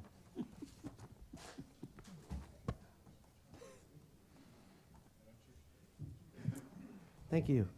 Councilmember Rocha. Here. Councilmember Torres Walker. Present. Councilmember Wilson is absent. Mayor Pro Tem Freitas. Present. Mayor Bernal. Here. Thank you. We have a quorum at 8:59 p.m. with Councilmember Wilson absent. All right, perfect. Moving on to item number 4, consent calendar. I'm going to pull item number J. Do we have any other items that want to be pulled from the calendar? We have none here. All right, perfect. So do I have a motion to approve the consent calendar except for item number J? So moved. A motion, do you have a Second. motion and second? Please cast your votes.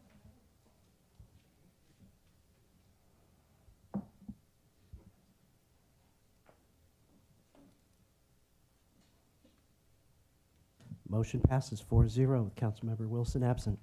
All right, so item number J is the mayor's recommendation to nominate Jennifer Perez to the Transplant Committee for a 2-year term expiring December 2027. Jennifer is a member of our Planning Commission and has volunteered for this position. I don't believe Jennifer is here today, but I think she'll do an excellent job in that position, and the planning staff thought the same. So may I get a motion, please, to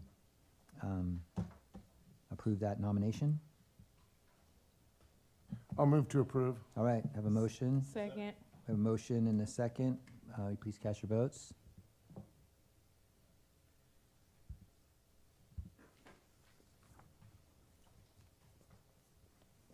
Motion passes 4-0 with Councilmember Wilson absent. All right, moving on to item 5, public hearing. This is an introduction and waiver of the first reading of an ordinance of the City Council amending several sections of the Antioch Municipal Code concerning purchasing. I'll turn this over to our city attorney for this item.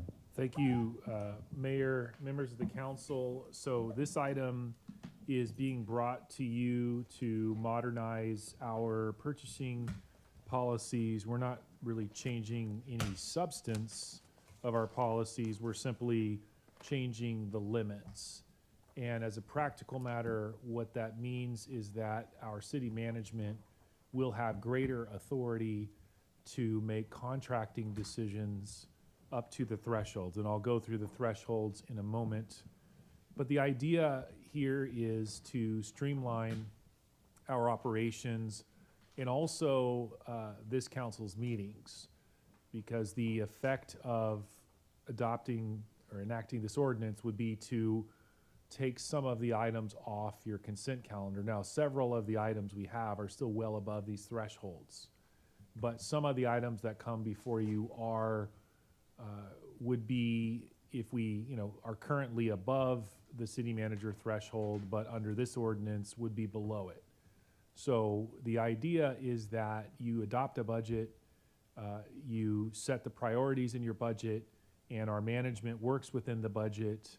And so the idea is that we're just modernizing the amounts at which city manager authority ultimately, or the department heads, or all the way down to the lowest level, can make some decisions. And again, I want to emphasize that everything that we spend must be within the budget. So what we're presenting tonight is just an attempt to give our manager and our department heads a little more contract authority. I know it's a lot of money, $100,000 compared to $50,000. For a city of our size, you all know that I work in the next door city. I know we've had these limits in place for a number of years already. That city is about 40% of the size of this city in terms of population. Other cities do have these limits as well. And so I think the changes are self-explanatory. I've outlined them in my staff report, but just to go through them very quickly. The lowest department contract authority would go to $15,000. It's currently $5,000. And then the department head contract authority would go up to $50,000. So that would, mean a lot of the people who are sitting here or remaining here in our chambers tonight, their authority would go to that amount. And then our city manager's authority, signature authority, would go to $100,000.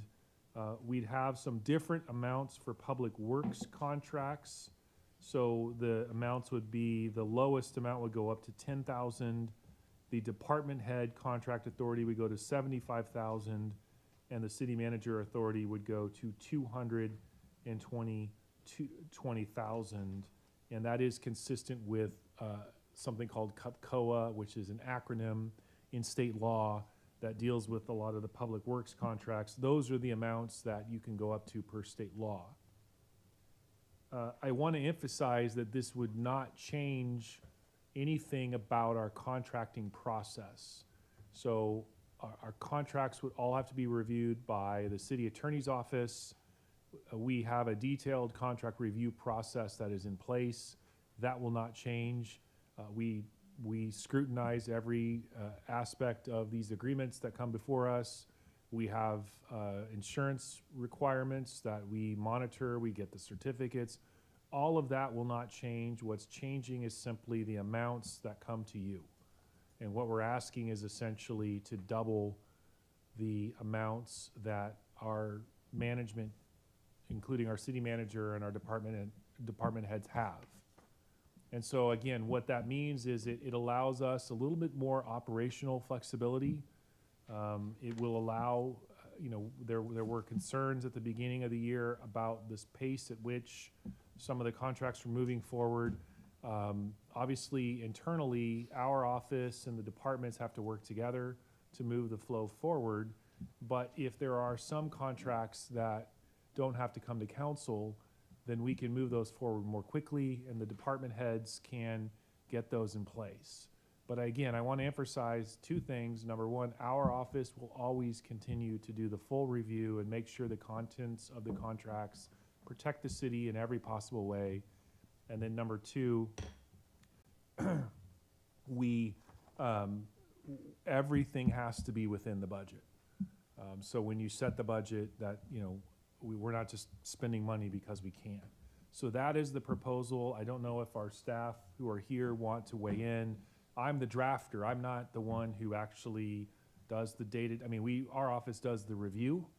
And, but, as far as we do have folks, I'm going to put them on the spot. If you want to understand operationally how this might assist, then our manager or our department heads can answer those questions. But I'm happy to answer any questions about the contents of what you see here or the legal issues. All right, thank you. This is a public hearing, which I am now going to open. Do we have anybody who would like to speak or submit a speaker card on this? We have no speaker cards. I see one. Okay, Mr. Becker. So we have staff as the proponent. Mr. Becker would either be the opponent or just provide a 5-minute comment, whichever he would prefer.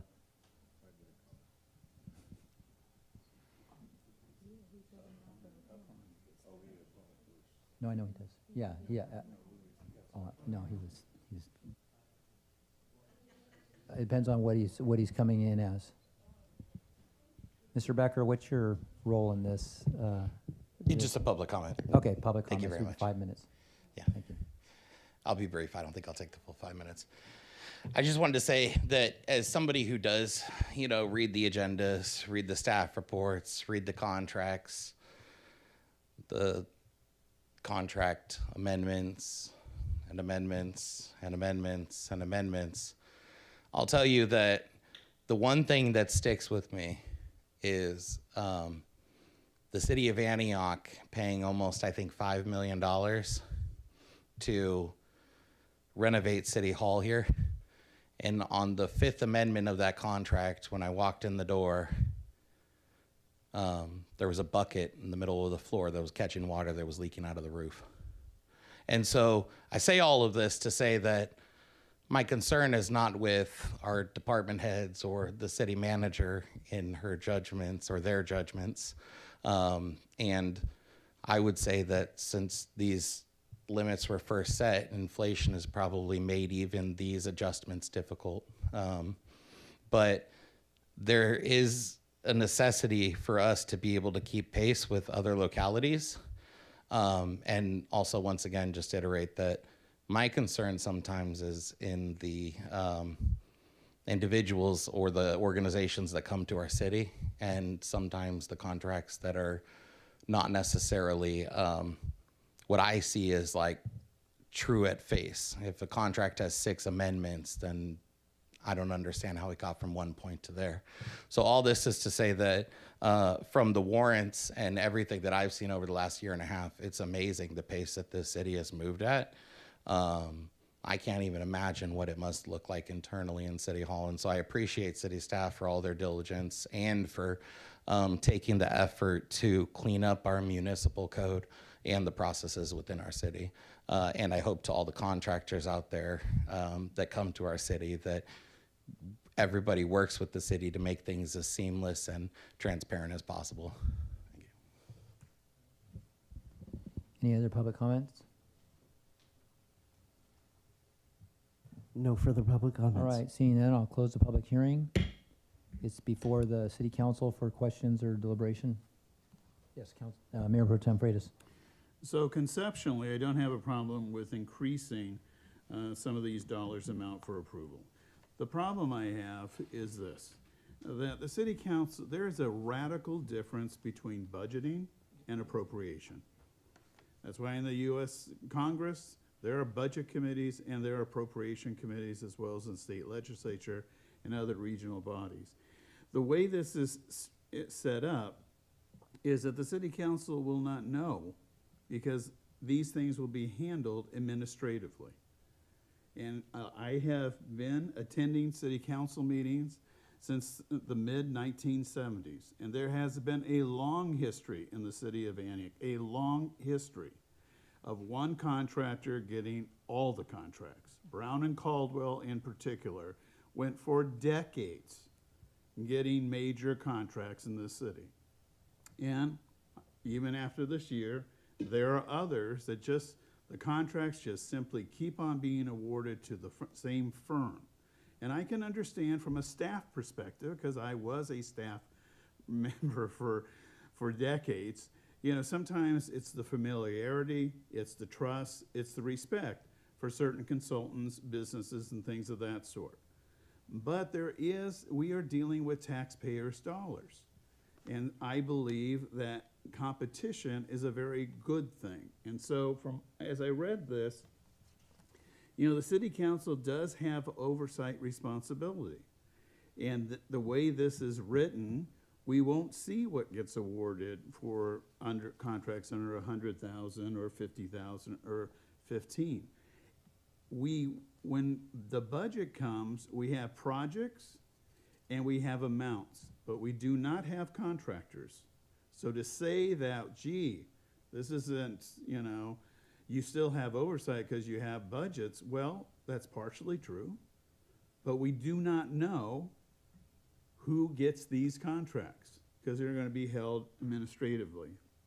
Personally, I think we have a fiduciary responsibility to review some of these. So I think, trying to be creative, that if, in my opinion, if we go this way, there has to be maybe monthly reports, you know, one sheet of paper that show departments, contract, amount approved, so that there's some way for the public and for the city council to continue to see where the monies are going to specifically.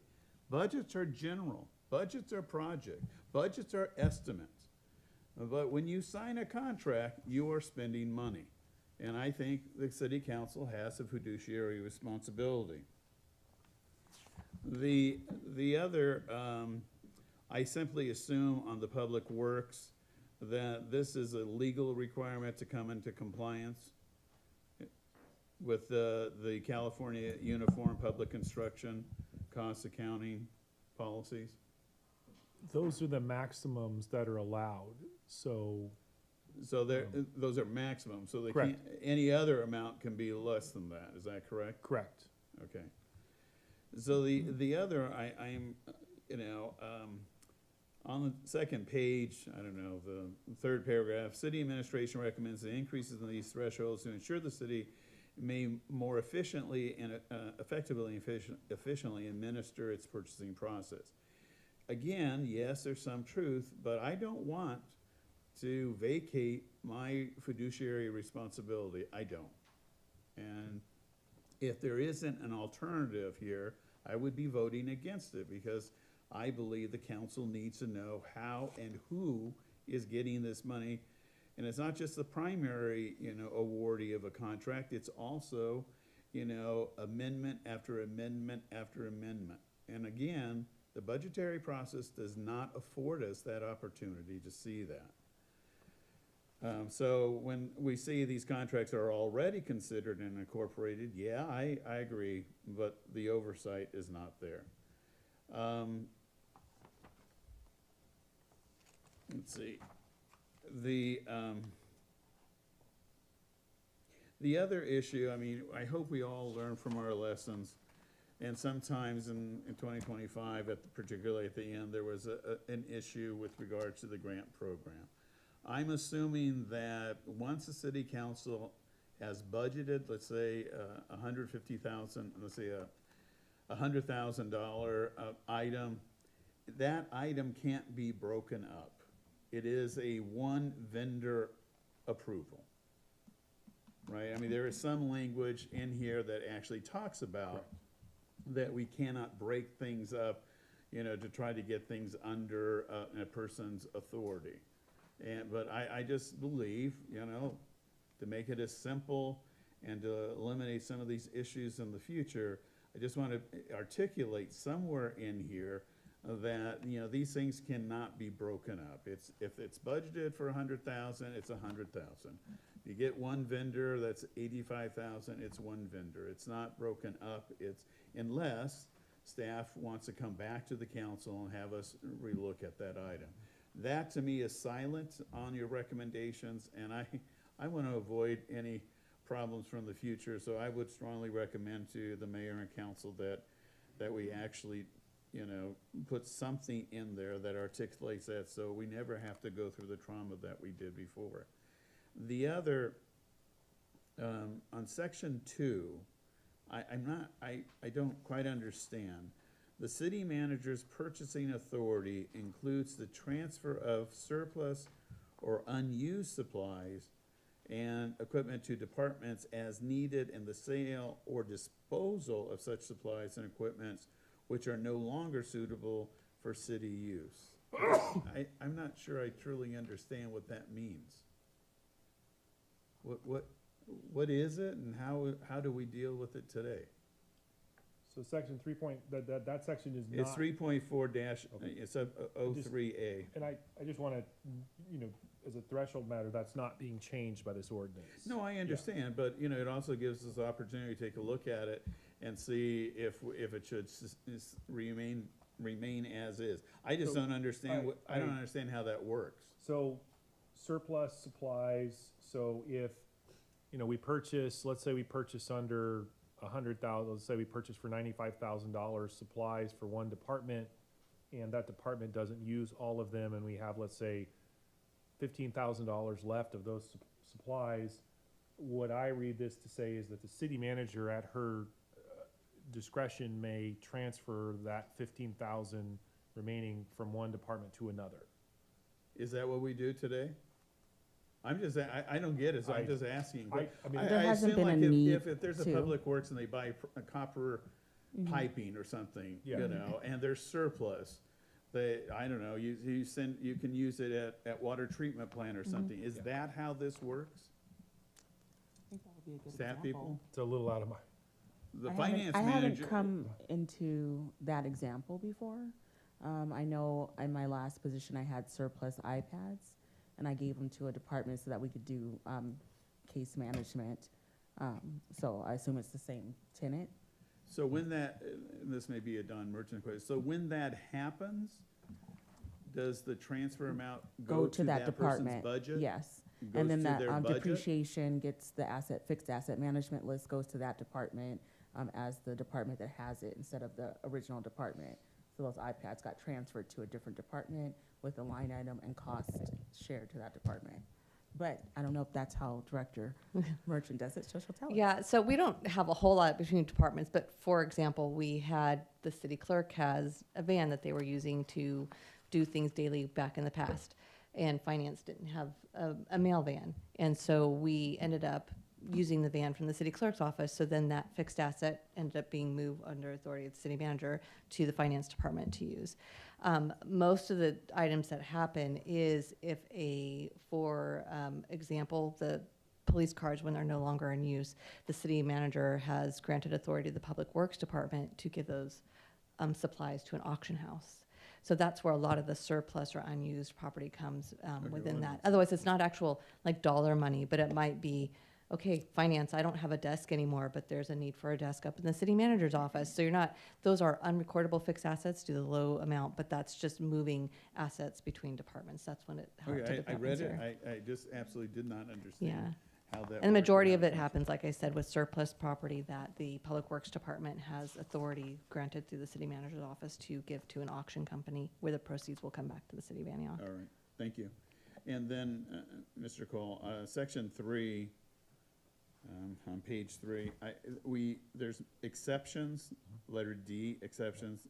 The bidding procedure under the section may be dispensed with under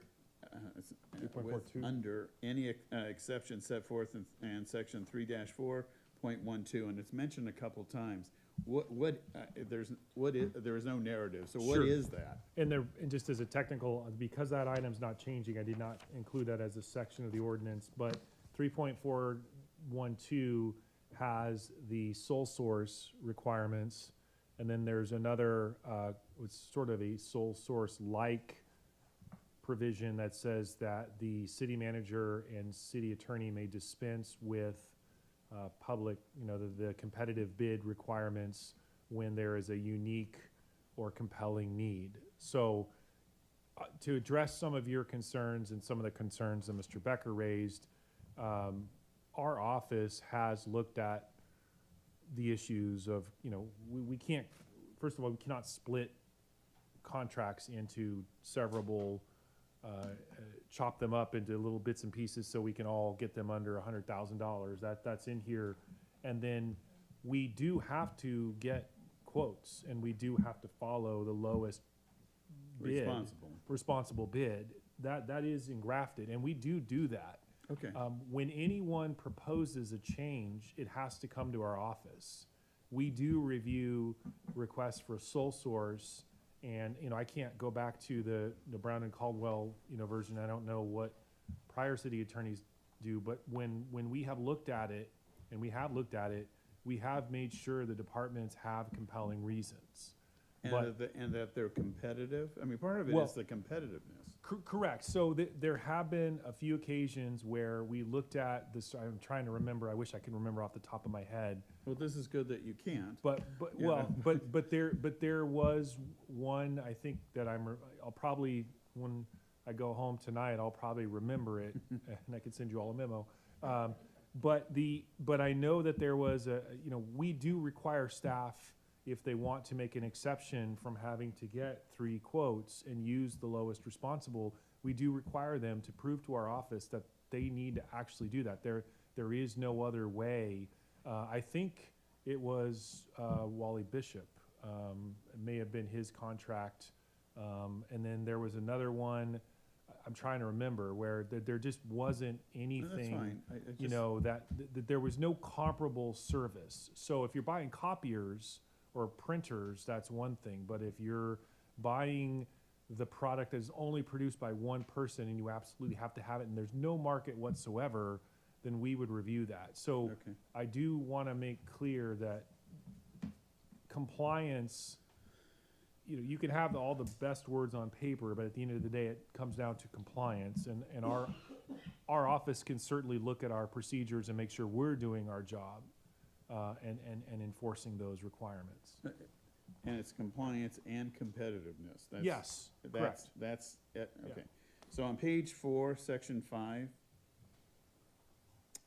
A1, the director shall mail a notice inviting informal bids to all contractors on the list for the category of work being bid, or construction trade journals, blah, blah, blah.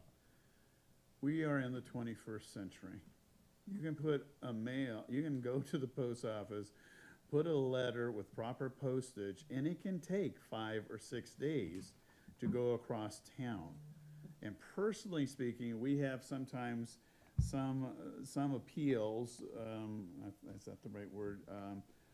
When somebody opposes the award of bid, because they, you know, there was something late or something of that sort. I think since we live in the 21st century, that the director shall mail or text or email or do something electronically, you know, so the city council and the staff don't have to be challenged and have public hearings on this. You know, mail service does not just go 1 or 2 days anymore. It can take 5 or 7. If I can just chime in on this one particular section, the city is a member of the, you know, the public contracts organization, so that's why we have these. But this language is what the state code has that we have to follow. So I don't think we would be able to. You can expand it. You can't be less than, but you can add. I'm just letting you know this is where the language and even the dollar thresholds, because we're a member and we follow that construction public contract code. You know, this is the language from the state of how we need to do things. So I'm not saying you can't add that, but you know, that's why there's the mail. It might seem outdated, but that's, you know, in the state code, and that's why we have even the dollar threshold. I understand that, but I think we can do better in the 21st century. Maybe we can start a revolution with regards to the code. I just think, you know, I mean, we have had appeals again and again and again, and part of it is because of noticing getting there late. I mean, we had a couple last year. I want to try to avoid that, so I think language needs to be inserted, and it comes up in a couple places. The same thing, and if you continue going, item number 3, the notice shall be mailed. And then when you go down to section 6, mail shall be mailed. I just think we're in the 21st century and that we need to act accordingly. So I can live with this, but there has to be some way of keeping the city council informed about what is happening administrative. It can just be a list, you know, but I do think that we need to, if we go move forward, I think that needs to be added to this. All right, thank you. Any other questions or comments? None over here. I just had a couple really quick. So on, I guess my first overall question is, we don't revise the code very often, and so it was mentioned a couple times that really what we're just specifically focused on is dollar amounts and not the rest of the wording. Did we look over the wording to make sure that it's the latest and greatest best practices?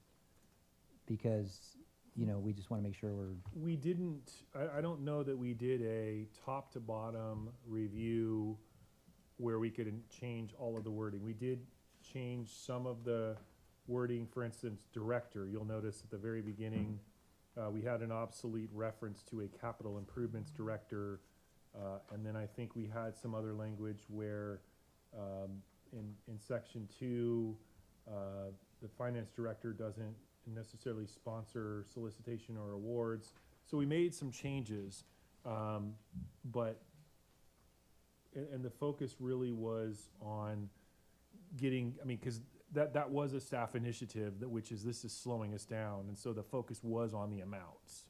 We can certainly go back through and do another review that looks at all these. I think you both are pointing out modernization issues. This ordinance, I had to have to, I mean, I don't have the drafting notes, but some of them go back to the 60s and 70s, you know. So some of the text has been around probably as long as I've been alive or longer. So, you know, we can do that. Yeah, and not to create more work, because I know the goal is to make things more efficient, but if we're already have this opened up and we could take a peek at it, I think it would be helpful to just make sure that it's the way we want it to be moving forward, because it might be another 50 years before we look at it again. Hopefully not. On page 3, when it has these tables that show the value, bid type, and approval authority, there's a couple of them. It mentions city council under more than, when it's the more than threshold. It says approval authority says city council, but see section 3-4.05. I couldn't find that section, so I couldn't tell what that was, what that exception related to. Sorry I didn't ask you before to have it on hand, but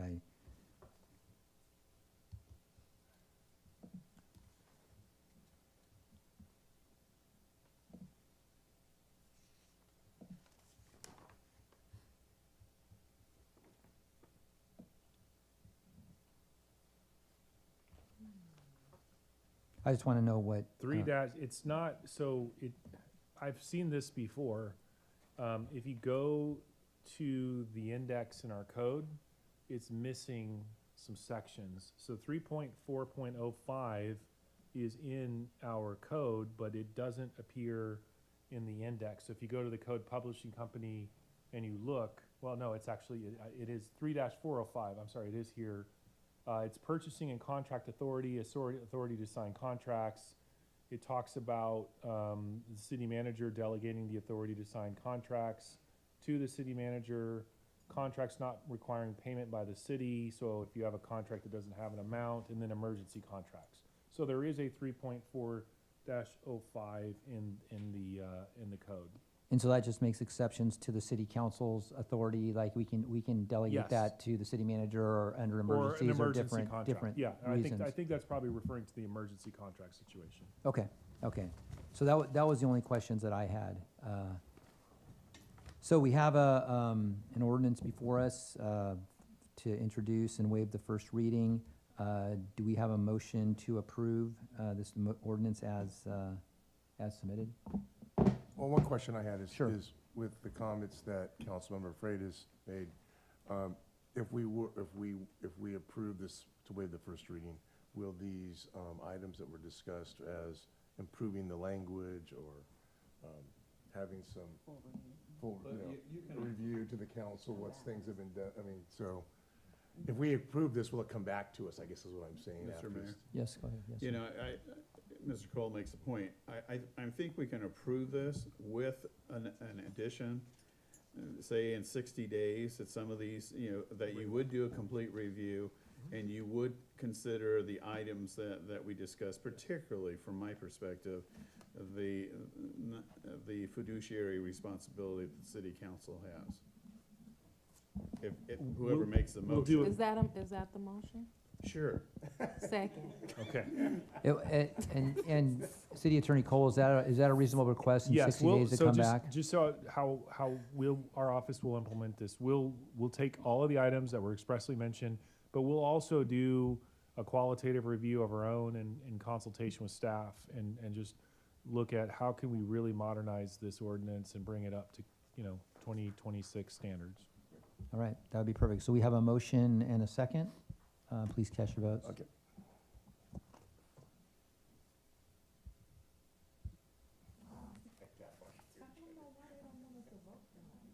Motion passes 4-0. Councilmember Wilson absent. All right, excellent. Moving on to item number 6, which is also a public, moving on to item number 6, which is also a public hearing. This is introduction and waiver of the first reading of an ordinance concerning the city's process for payment of demands against the city, also known as warrants. City Attorney Cole. Yes, thank you, Mayor, Council. So this is another one of these process-oriented items, and I know this was something that came up in previous discussions at previous city council meetings about how do the warrants work. And so we are bringing this back for your consideration. We're changing one code section that deals with the warrants, and basically what that will say is that the finance director may draw a warrant or make a payment as long as it conforms to the budget and that the finance director will certify before payment that a particular payment meets the budget and has the lawful authority. It's been approved in accordance, if it's a council approval, it's been approved by the council, or going back to this new ordinance, if it's a city manager, it has been duly approved by the city manager. And then we will present, those will be presented to the legislative body, which is this body, for ratification and approval at the first meeting after delivery of the warrants or checks. This is really just a cleanup item. I did work with our city manager and our finance director to make sure I understood what they needed and what their processes are, but also to address what I remember the discussion from our previous meetings were. And so this item is offered for that purpose, but I'm happy to answer any questions. As to the drafting of the language, I'm the right person.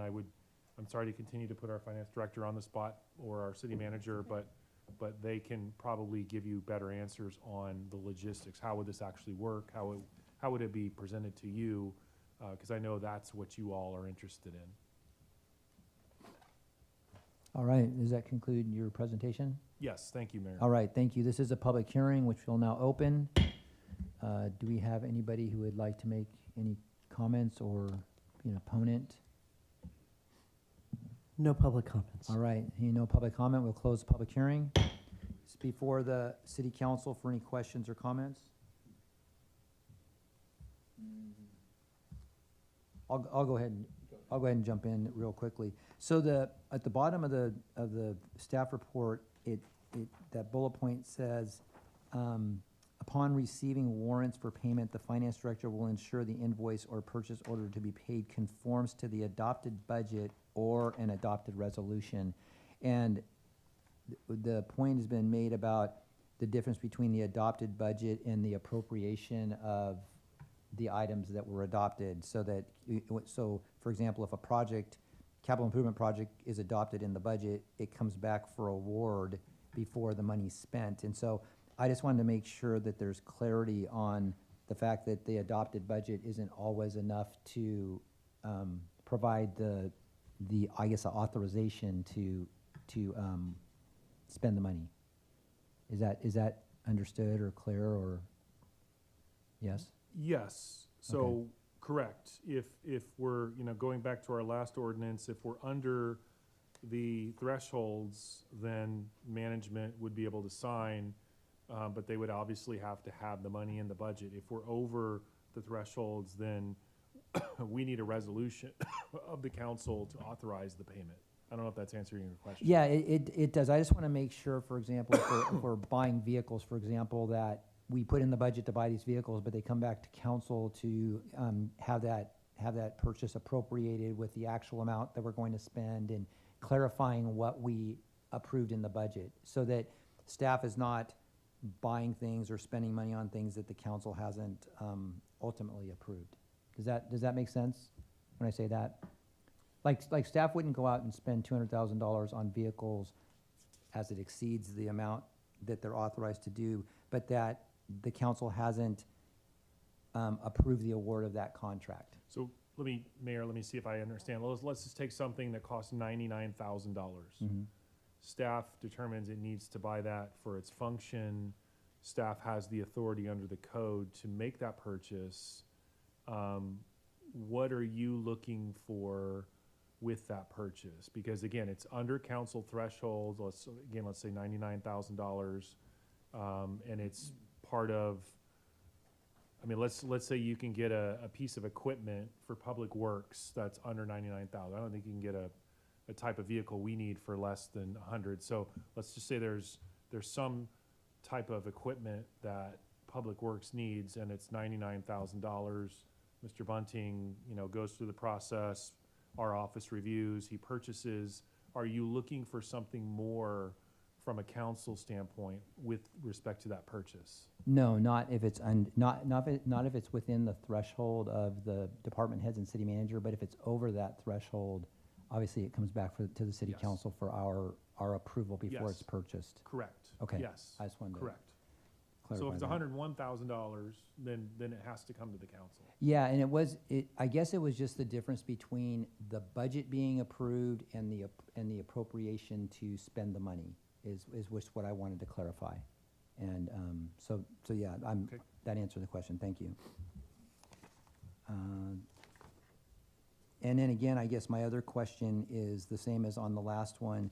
There was a lot of area that was underlined that was changed.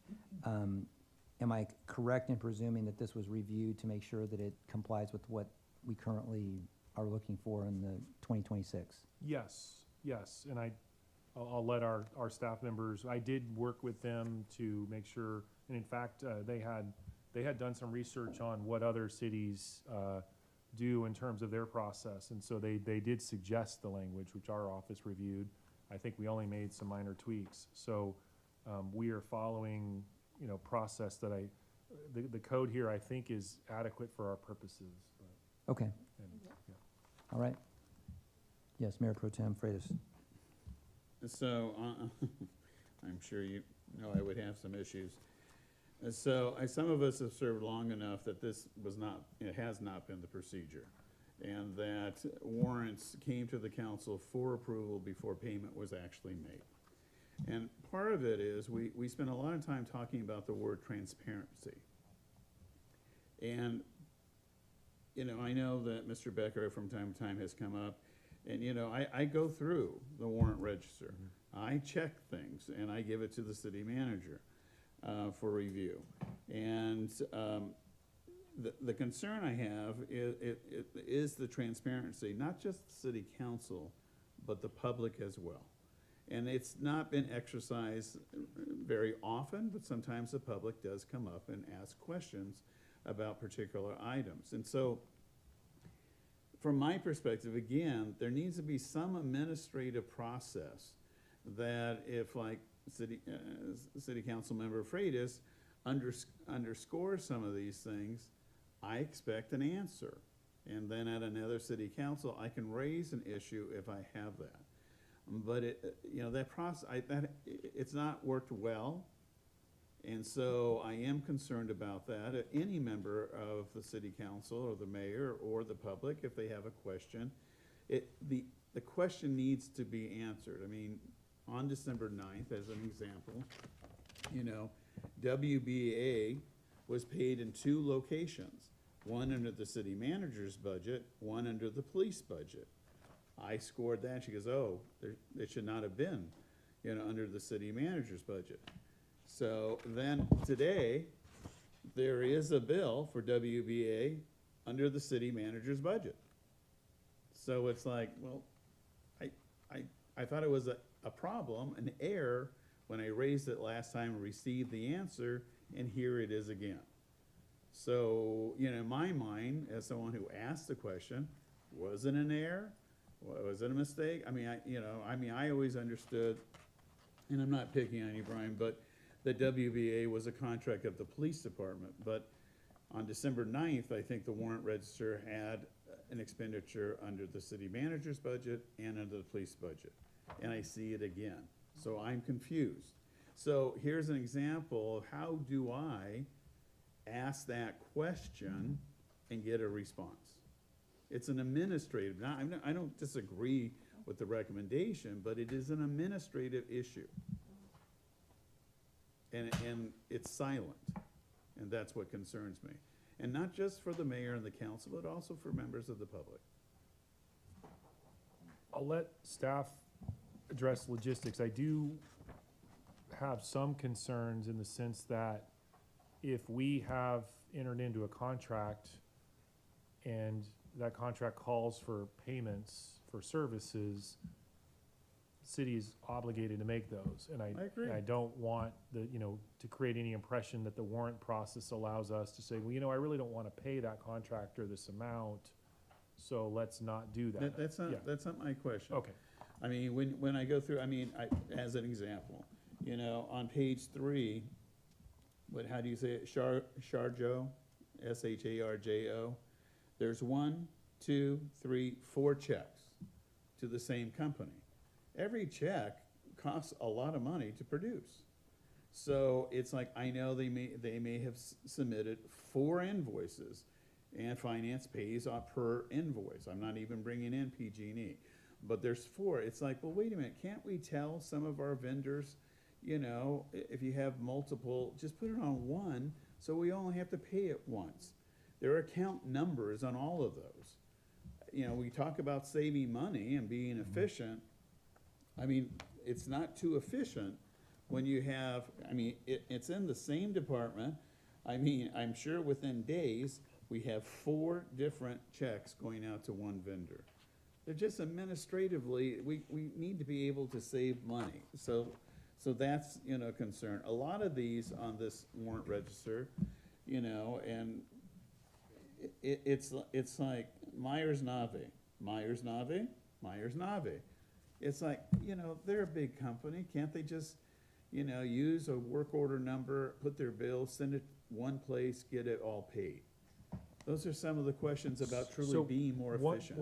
One, I do want to, and I'll let our staff, that's an example, because you're dealing with a law firm, and, you know, I work for a law firm. A law firm will have multiple matters, and Right. so the law firms are required to, under the rules of professional conduct, to, when we ask for payment from our clients, we have to tell you everything we did. Right. And so they give an invoice on, let's say, the John Doe case, and then on the Smith case, and on the, you know, whatever case.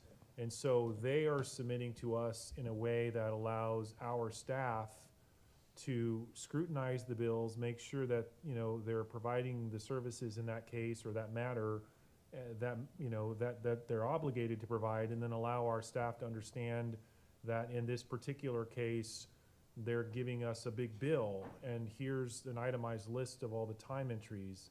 And so functionally, you know, there are, at least from when staff reviews this, I'm only speaking about the law firm situation, because that's what I know. But I mean, Dawn and Bessie can probably give you a lot of other instances. But in that situation, if we got one big bill, it'd be very hard, I think, to scrutinize those bills and say, are the attorneys overbilling us? Are they charging us too much? So that, you know, again, that's just one area I know, and I'm sure in other settings, you know, Mr. Bunting could probably find examples with public works contracts like that. But I will say process-wise, one, because the check spans a little bit of a period, so it could be a check issued to the same vendor. We issue checks every Friday. That one check's on one Friday, one's on the next. You're seeing them both. But we do, when departments submit invoices for payment, they have to mark whether the vendor requires a separate check for each invoice or if we can combine.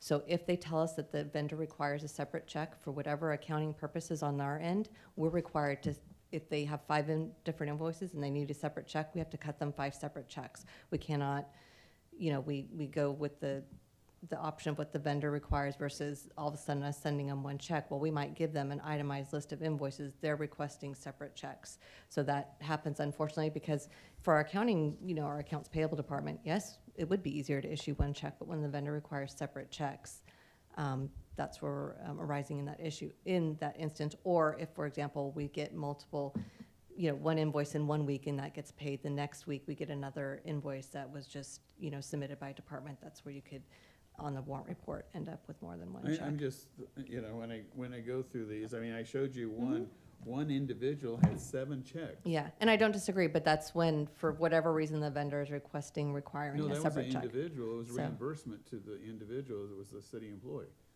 And it's like, it was a city employee, and we wrote 7 checks. That didn't make any sense to me.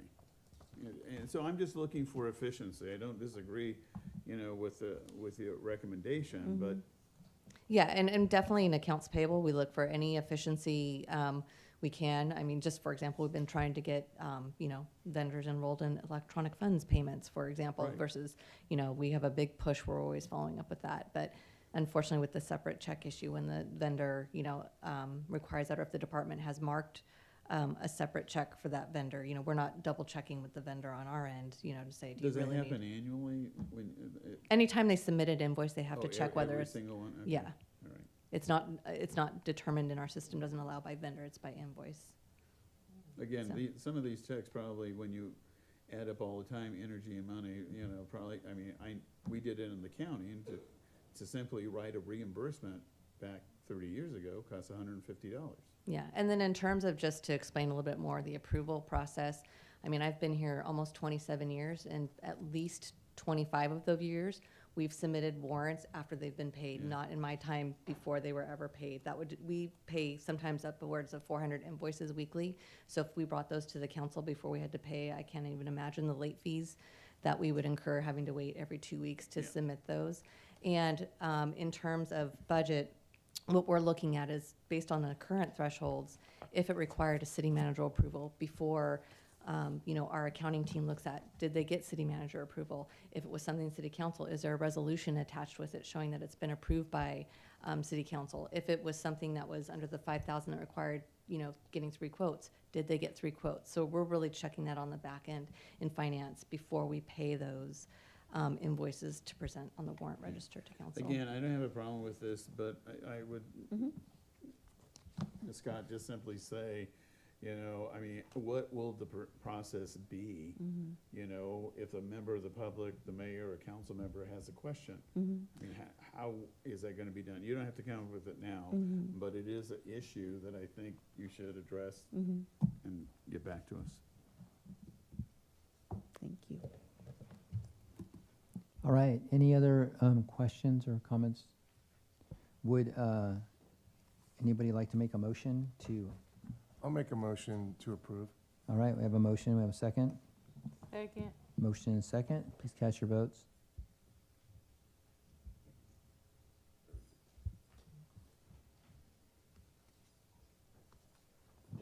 Motion passes 4-0 with Councilmember Wilson absent.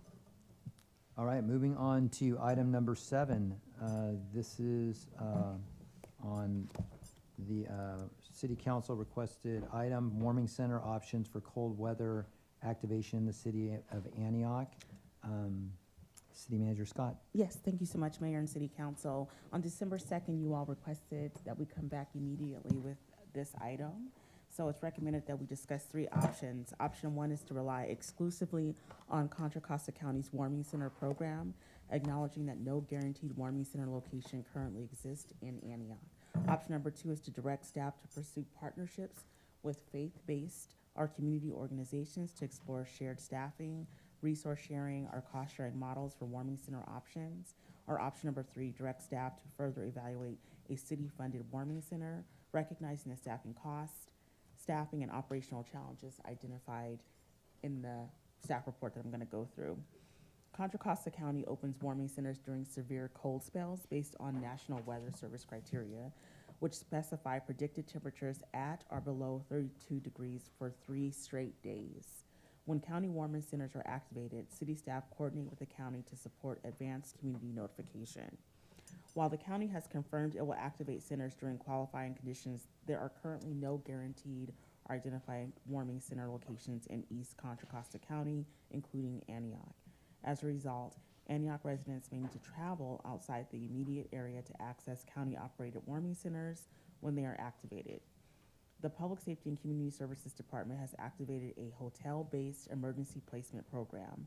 This emergency motel voucher program is separate and non-congregate emergency response strategy designed to address life safety risks during severe weather events, particularly when congregate warming center options are unavailable, inaccessible, or not appropriate for certain individuals. The motel voucher program does not replace warming centers, but instead provides a focused, referral-based option for high vulnerability individuals during qualifying conditions. So in the absence of a warming center, city staff has explored several local churches and community organizations that are independent operating public warming centers. None were found to operate any warming centers. One church has expressed a willingness to activate a warming center if the city provides funding for staffing, supplies, and operations, and perhaps kind of backs down on some of our insurance requirements. Another option is for the city to work with local faith-based organizations to jointly explore partnership models, shared resource approaches, or cost-sharing options, which might be more sustainable than a city-operated center. Another option is for the city to operate its own warming center and to decide on their temperature threshold, and the responsibility is to manage overtime and nightly expenses will range from about $3,500 to $4,500. If the city were to pursue a standalone warming center, any potential location would need to be done to meet core operational and safety requirements, including the appropriate liability insurance, accessible restrooms, phone service for emergency communications, accommodation considerations for individuals with children and pets, secure storage of personal property during operating hours, sufficient space and equipment for setup, sleep, rest areas and supervision, and adequate time and resources for cleaning and breakdown after closure. So again, we just want some conversation about which options you all would like us to explore further or choose. All right, thank you very much. Do we have any public comment on this item? Ms. Melissa?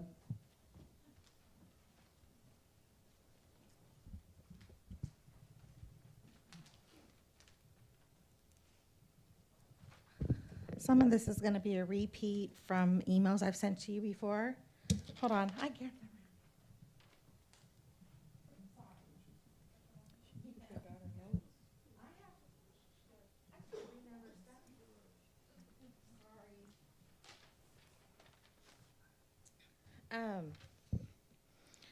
So there has been, this has been one of the coldest winters I can remember in a while.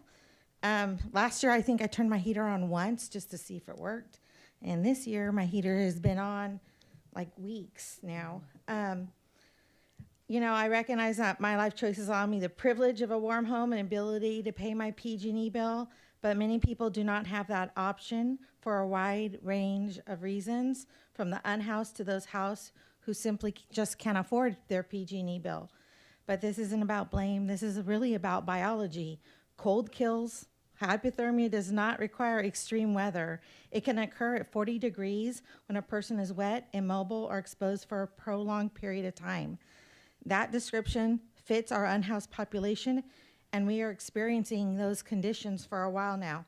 Beginning January 5th, overnight temperatures in Antioch dropped below 40 degrees and remain there through tomorrow night.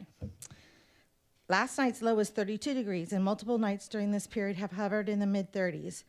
This means we have had over a week of continuous hypothermia risk conditions. This happened also in December, yet Contra Costa County policy requires 3 consecutive nights before emergency warming services are activated. And to me, this is not a humane standard. We already know what happens when we wait, because in February 2016, an unhoused member in Antioch was suffering from hypothermia while sleeping in his car. And at that time, temperatures were actually between 38 and 40 degrees. Conditions that were warmer than what we are experiencing now. He later died in police custody, and his death demonstrates the danger of relying on arbitrary temperatures thresholds instead of the medical reality. For my research, about 4% of unhoused deaths are caused by hypothermia. I'm not here to place blame on this council for current county policies, but I'm asking you to lead right now. I urge you to put pressure on Contra Costa County supervisors to adopt more humane medical informed thresholds for warming center activation. Advocate for Antioch to its fair share of Measure W funds with all applicable grant and tax dollars so we can deploy resources responsibly. Press the county to utilize county-owned land, including the fairgrounds and Delta Fair property, for warming and cooling centers. And finally, I ask that council provide direction to our wonderful city manager and staff to coordinate Antioch residents who care about this issue like myself, so they can attend county supervisor meetings equipped with clear talking points aligned with Antioch's objectives. This is not about politics. It's really about preventing people from dying in the cold while we debate.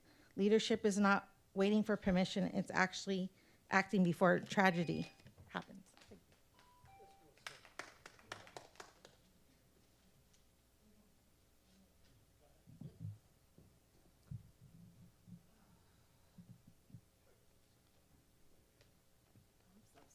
Y'all got me up in here all night. Okay. Good evening. So I just took down some notes. Mayor, I am really happy that I heard earlier that you all were, are talking to the county supervisors and working with them to try to do some things. But I did want to just bring up is that, I think the reason why our last council, while we decided to use some of our general funds when a lot of people disagree with it, or even, grant funding, is because our county has let us down for so many years. You knew that as city manager. When we even had Delta Landing in Pittsburgh and got the motel the director, I think, of Homeless Services, LaVonna Martin, she was telling not only myself, but Councilwoman Joy Motz at the time that they were going to prioritize Antioch, and they did not. Years later, you guys had to end up putting, I think it was like $150,000 into that program just for them to save 15 rooms for us. Again, we also know that the county, we end up giving them our property for $1 and they still did not do anything. And I say this just to say that although we all need to be, and I agree with Melissa, advocating, to the council, to our the county, and to our supervisors, all of us, not just the community, but all of us. In the background, you all need to be letting them know that we need those funds in our city. They know that we are struggling. We have no shelter here. So we definitely need to do that. I was a little confused when reading the staff report because of the $3,500 and $4,500 that you came up with. I was a little confused about that as far as how much it would cost nightly. I remember a few years back, we had like an unprecedented storm out here in the city, and our former mayor literally called me up, hey, we got to get some folks. We were in the trenches, okay? It was raining, storming, getting unhoused people and all over the city, and we ended up going to the Nick Rodriguez Center. We had the bus out. Our team went out, got folks, and we had the bus out, and we went there, and literally I think they had like one staff person there, and I was there for a while, I mean, the city really didn't spend that much money. I'm the one that spent my own money buying pizza for folks that got in there overnight or for the 2 nights. So I don't know where you guys came up with that. With the churches, even years ago, for years, even when I think Jasmine was first unhoused resident coordinator, our city has been trying to get churches to get on board, and they have not gotten on board. And so I'm curious to see what church was interested in doing that. I know CORE, community members, nonprofits have been reaching out to churches for quite a while. And so it's been disappointing seeing that our churches have not stepped up to try to help our unhoused community get out of the cold. But yeah, also take into consideration, we have CORE, we have our mental health crisis response team, we have other volunteers. Also, so please don't wait too long for this. The city government is slow, and we is not trying to be waiting for this warming center, okay? Thank y'all.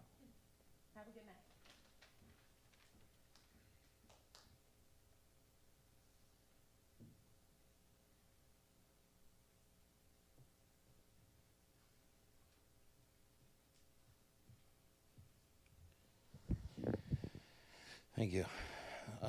This one is definitely a hard topic for me, as I've mentioned before. In 2016, November, my biological father passed away on the streets in Los Angeles.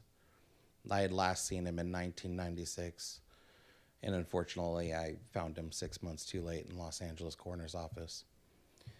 The streets can take a toll on people, and I won't talk to you about what that toll is because I only have 3 minutes. So let's get into the numbers. A warming center is much needed in our community. But as we've said here, shelter space is what's really needed. These cold temperatures are not just at night, they're during the day.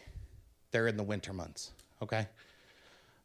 $140 a night is what the city of Antioch has been talking to different hotels about potentially. Or that's what they've been hearing from different hotels. 119 rooms times 140 a night for 30 nights is $499,800. It's a lot of money for the city of Antioch. The city of Antioch pays the executive inn roughly $106 a room per night times the 32 rooms.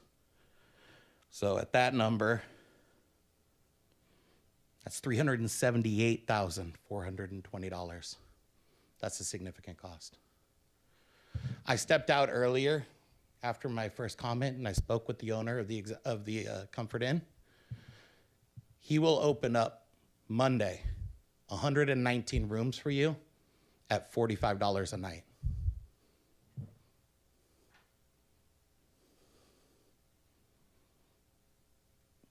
That is $160,000. If you look at your warrants, you just paid the executive in $107,000 for 32 rooms.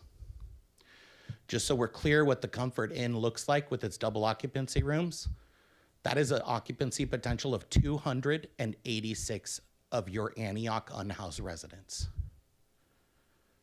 That is 60% of your unhoused population. You can provide warm, safe shelter Monday. The city manager mentioned the city's insurance requirements. As of this morning, the Comfort Inn has listed the city of Antioch on its insurance certificates and sent that to the city of Antioch. That requirement has been met. You all talked about the CDBG PLHA dollars that you'd like to go to Homekey, and acknowledged through your finance director that there were about $400,000 allocated in 25-26 budget towards that Homekey project. That is your 90-day cost for 286 individuals over the next 90 days. That's my 3 minutes. Do not pass up on this deal.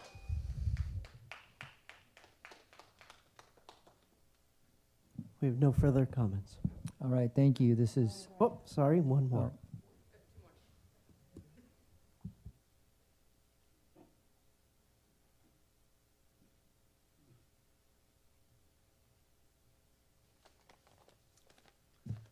Mayor, City Council, we sat here till 12:30 at night on the last council meeting of the year, and I came here with an expectation that we come up with a resolution for the unhoused, and I had an attitude of like it was your responsibility, and I left here.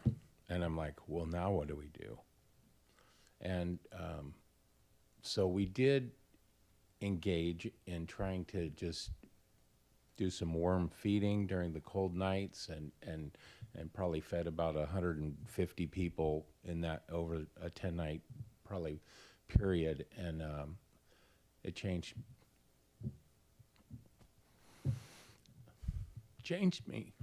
I got invited to that little breakfast thing. I wasn't representing the church that I attend, but I was with another group of people.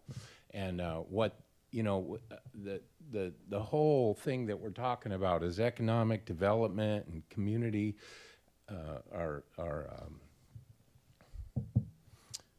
Help me. We're trying to police the community, if you will.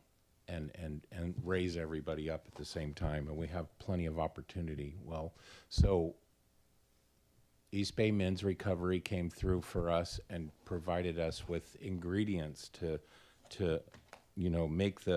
make this food that we're doing, and so I see a partnership and different things working in our community.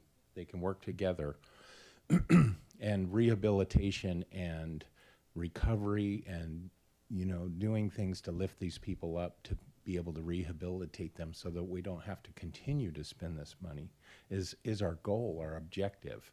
We can't have unhoused people on the train tracks where we can't serve them because we don't have ordinance over that property that they're sitting on. We can't have a cement mixer at the gate of the city as you drive into the city, cement mixer on the other side of the railroad tracks that you can't plug in. It's like, what are these things doing here? And we can't administrate to them.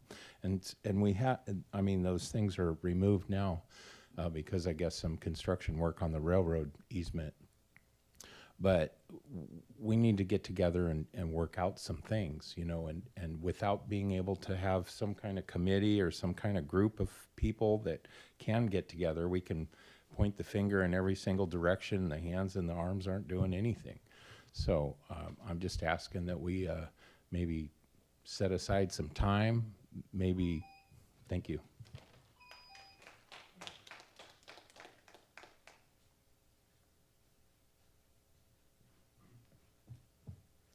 Good afternoon, Mayor and Council. It's a pleasure to be here. I just want to say, Mr. Becker, I absolutely love this idea. This could be so much more than just warming. There are unhoused individuals that don't have access to services because they don't have their identification. Getting CORE to come out and catch them at the right time so they can get identification, to get services, to get jobs, to become human beings again is something that isn't really fully happening right now. And I think that if we have a lot of unhoused people keeping warm, feeling like human beings again in the Comfort Inn, we would have the opportunity to hopefully rehabilitate some of these individuals to not be on the streets anymore. I also, though, I don't know what the issue is or what the status is on pets there. There are a lot of unhoused citizens that have dogs, and you can understand why they do, not only for companionship, but for safety. And the fact is that they are really hesitant to go away for treatment or some of these things because they don't have anyone to take care of their pets. So the fact that they would be able to go to the Comfort Inn, I think this is a great idea. I feel like this is a blessing for the city of Antioch because not only is this a warming center, this is something that could really, really benefit your unhoused population. Thank you.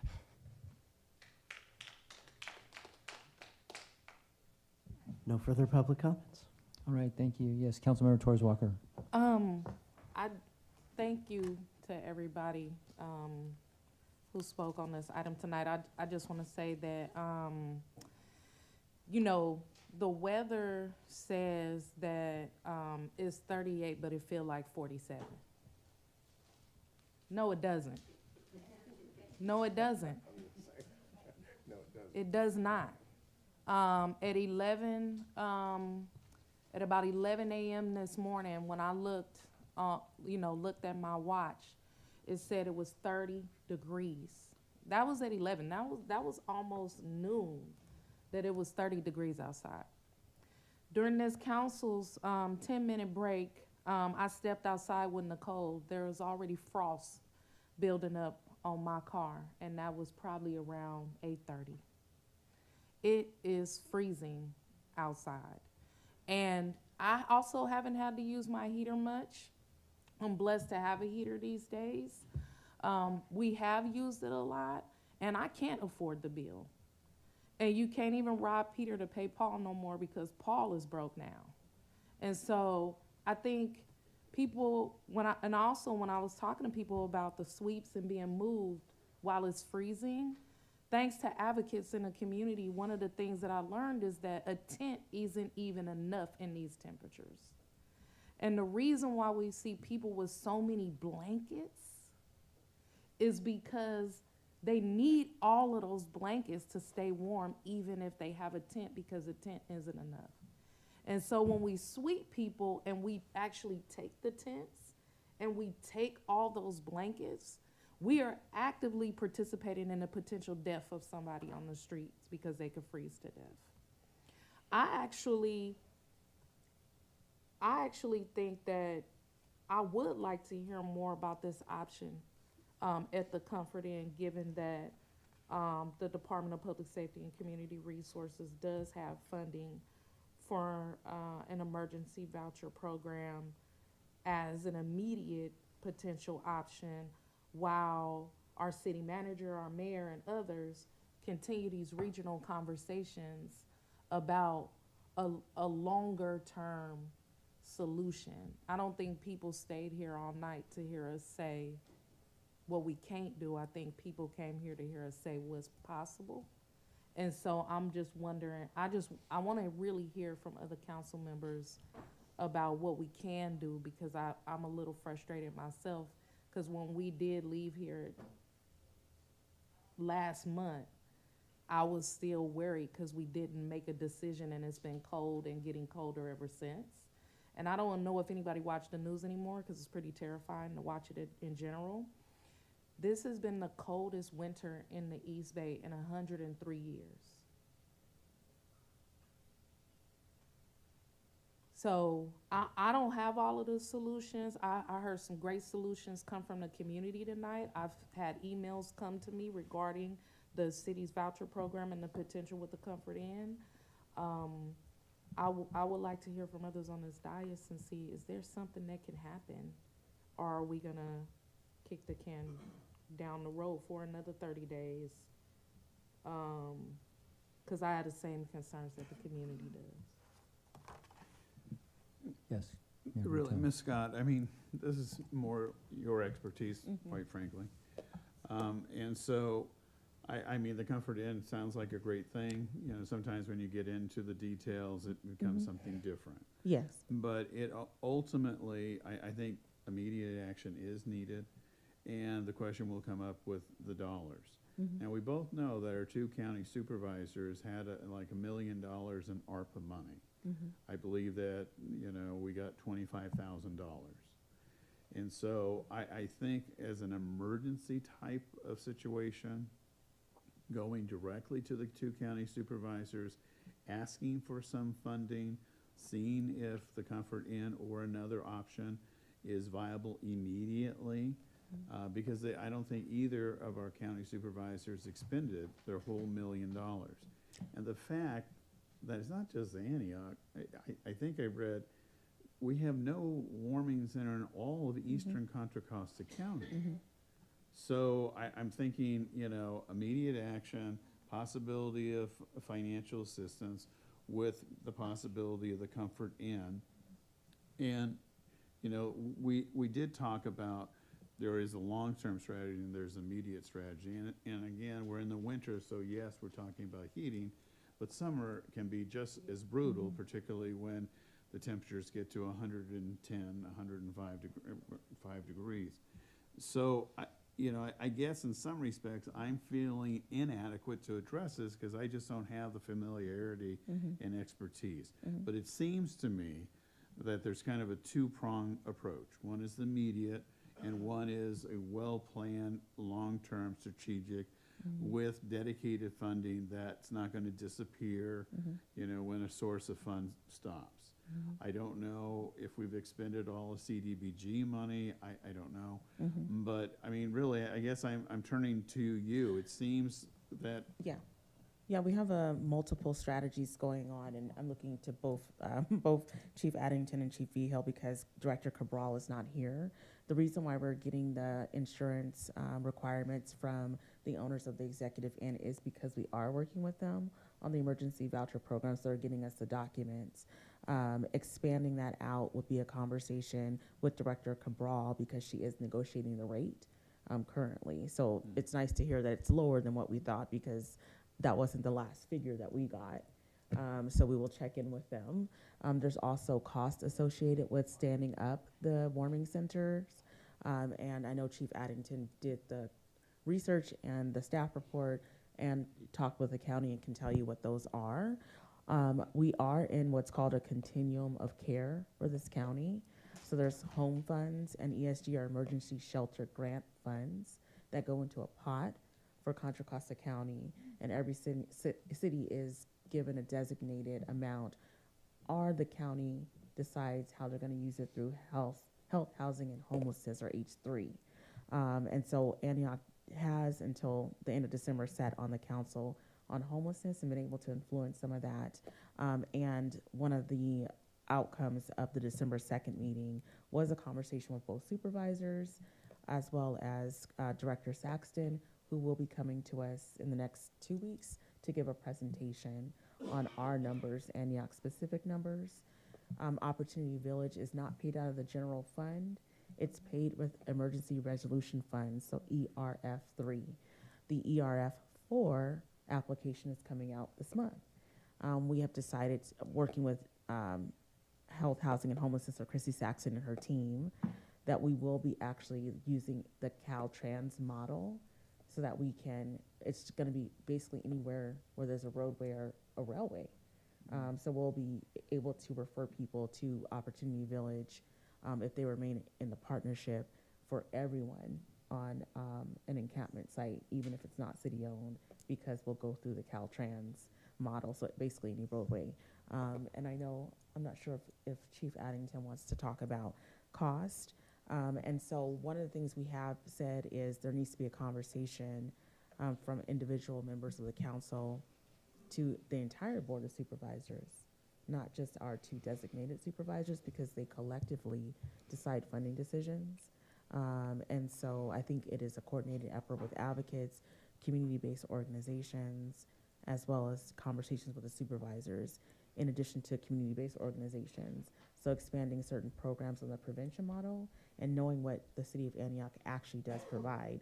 So we have set aside funding for the emergency voucher program by being very creative with the additional funds we have from ARPA and all that, including expanding the Angelo Quinto crisis response team through the end of the year by reallocating ARPA funds, and also working with certain agencies like the Family Justice Center to see if we can expand shared housing services. So it is long, mid-range, short-range, and multifaceted, but we all have to work together. So I'll let the chief. Sure. Thank you, Mayor Pro Tem, council members. Thank you for allowing me to be here tonight. Relative to cost, it is a cost estimate. We put together the staff. We were looking at 2 staff members on overtime. And you're talking about probably 14 hours. You got to have at least an hour ahead of time before it's open to kind of get ready. Then say you're open to, even if you went 7:30, 8 o'clock at night until 7:30, 8 o'clock the next morning, and then another hour and a half to kind of clean up and get the facility back to its normal use. So it is extensive. Obviously, we could partner with nonprofits and maybe get that cost down a little bit. You definitely want to have some snacks. You need to have some cots, probably some additional blankets, that kind of stuff. There could potentially be insurance premium cost as well. So our estimate was $3,500 to $4,500. Obviously, I think the A day. Each time we open it, yes, and that's depending on what the threshold is. If you go with the county's threshold of 32 degrees.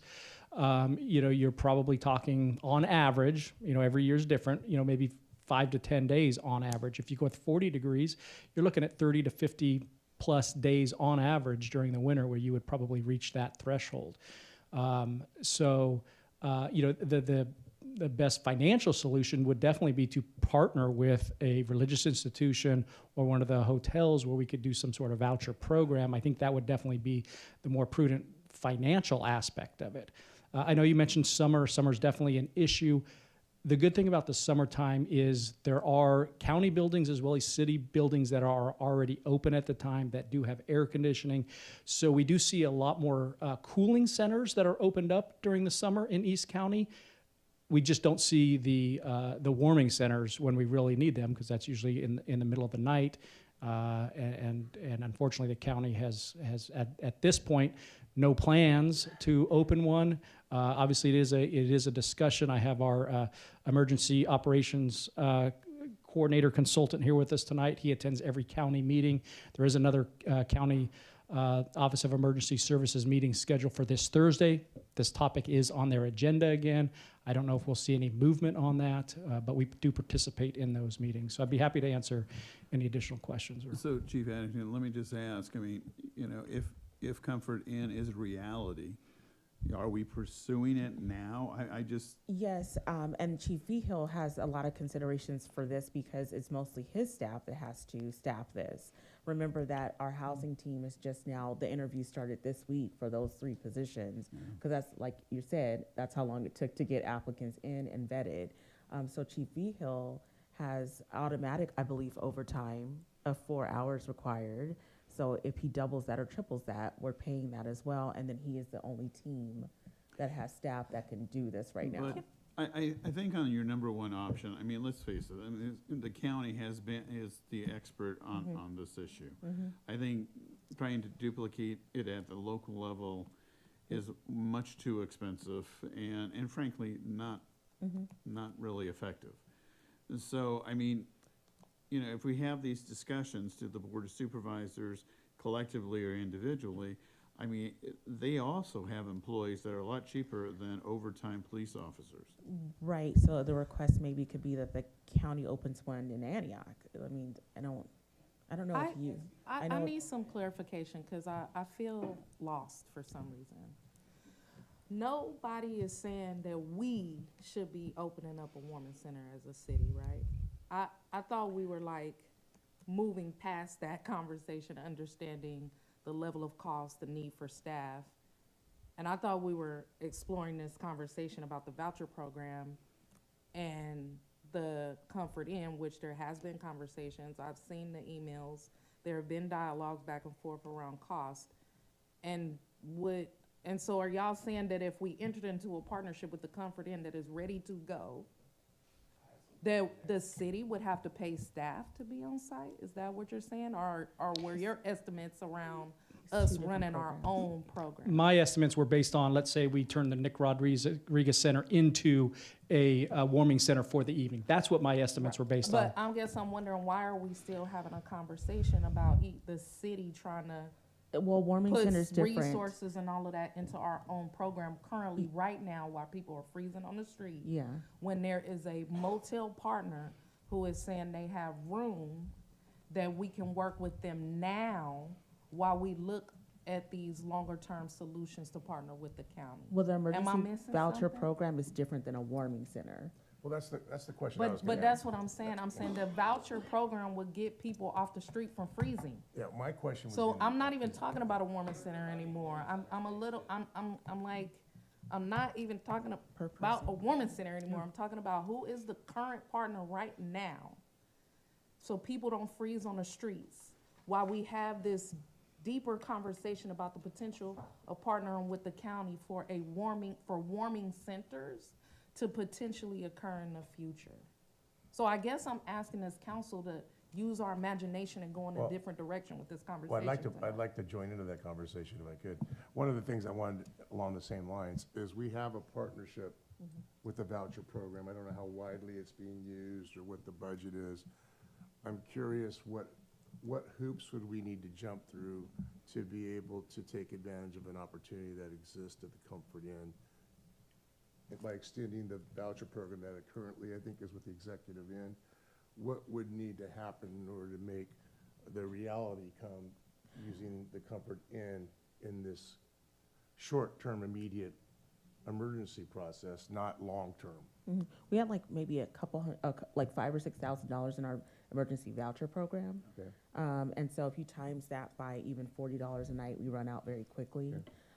And so Montserrat did find a bucket of funds. So I think the conversation is to have her reengage at what the price point will be. But even at, $40 a night times 100 rooms, I think we, would get a few nights at the allocated funds that we have without an allocation from the general funds or from the CDBG or any applicable, usable Yeah, fund source. what I'm thinking along the lines of what Councilmember Torres Walker stated is, considering we can't rely on the county, that's not gonna happen. Warming center's a long-term project that we will take some time to get to, especially with the cost, having a facility. We obviously haven't got much traction from the faith groups, nor the county.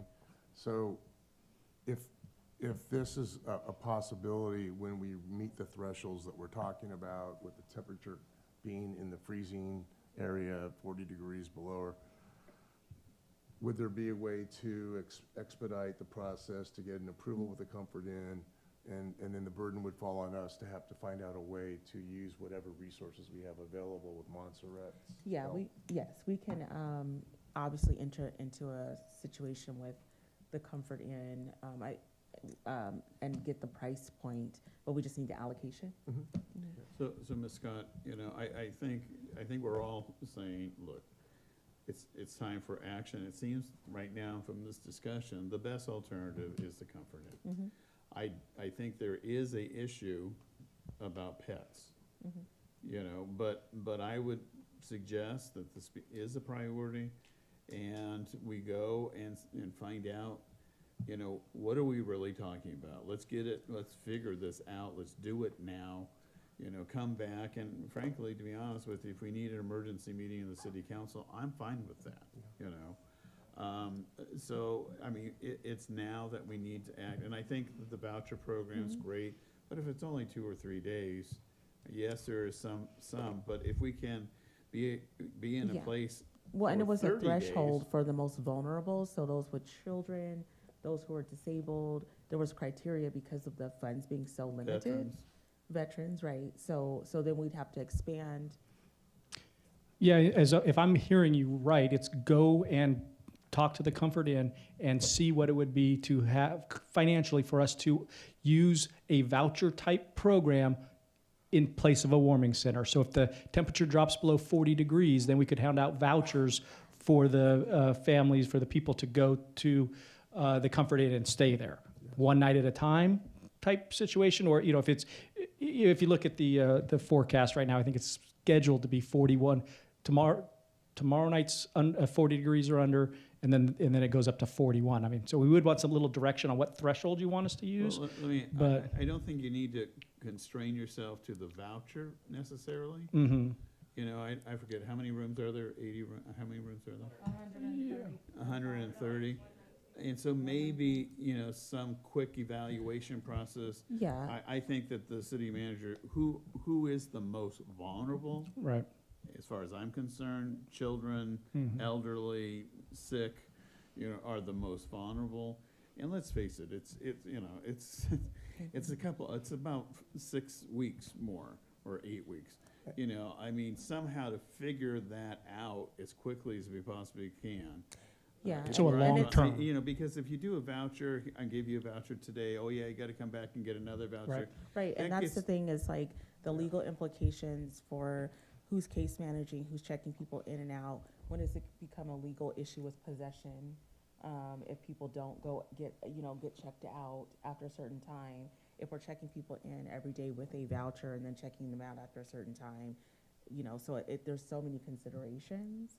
Because you need case management, we need code enforcement, it's a lot of, we can get it together quickly, but there are considerations if you want to No, I have understand, a but special meeting. I think collectively, what I'm hearing, that this is probably the best option. The other is too bureaucratic. And I don't it think, takes I don't too think it's long. open right now, because I know that my father's funeral is coming up at the end of the month, and we have family members that actually attempted to rent a room there, and they were told that it was closed for rental. So basically, it's a vacant space that's available that no one else is staying in at this time. So the city manager has asked us, this is a continuation of our December 2nd, I think, December 2nd. So from my perspective, I think the answer is to focus on Comfort Inn, try to get the answers as quickly as possible. We all know mistakes will be made because we're trying to do this as quickly as we possibly can. But I think from a humanitarian perspective, this is the right way to go. I mean, but unfortunately, that may be the answer immediately, but then we really need to do something institutionally. And even with this said, with Comfort Inn, I really do think, I like your suggestion about collectively, individually with the Board of Supervisors. They're the ones that have the resources that can make those funds immediately available. So it may be that we take a couple buses to Martinez at a county board of supervisors and have a discussion. I'm not afraid of political, pressure.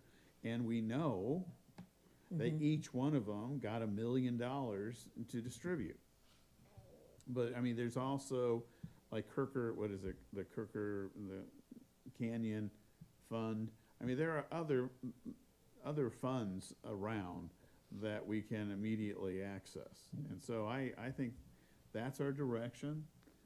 Try to make it as bureaucratically simple as possible.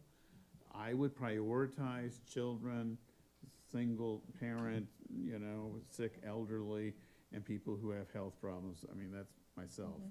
I want to have everybody, but I also know we need to prioritize. Okay, is there an amount allocated? You know what?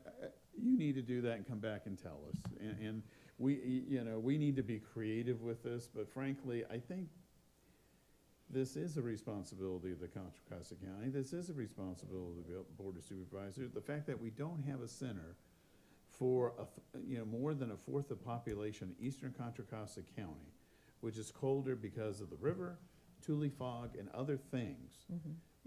I think it's time to ask them to step up as well. Myself. City Manager Scott, can I ask a couple questions? So I know that logistics is always the issue, right? Liability, logistics, everything that's involved with it.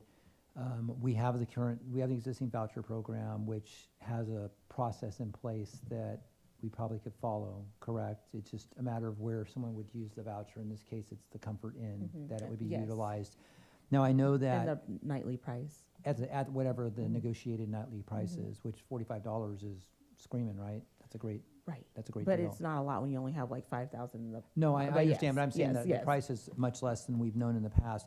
I guess the thing is just, as I'm sure you'll do, is to make sure that like when we were using the Executive Inn, they had on-site people there Right. that were operating and maintaining it and managing it, so the city didn't have any more responsibility than giving a voucher and having, I say not anymore, it was limited to giving a voucher and then knowing that the Yes. facility was going to take over from when the Right. person's Well, there. the facility was, we had a partnership with a subject matter expert in harm reduction, Right. motivational interviewing, case management, licensed mental health professionals, peer support. We don't have that in this area, and we're responsible Right, for right. damages to the space. Whether it's pets, all that stuff, and then case management. So, that's a portion that obviously Director Cabral and our executive team would have to manage, and, City Attorney Cole will have to cover our liabilities. So, yeah.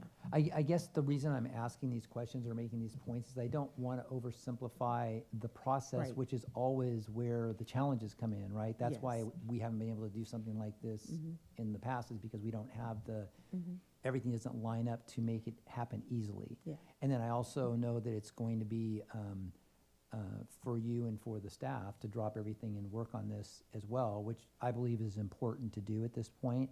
But I just want to bring kind of reality to the fact that, it isn't as simple as just No. going, finding people, giving them a voucher, having them end up at Comfort Inn, and everything's going to be fine, because Right.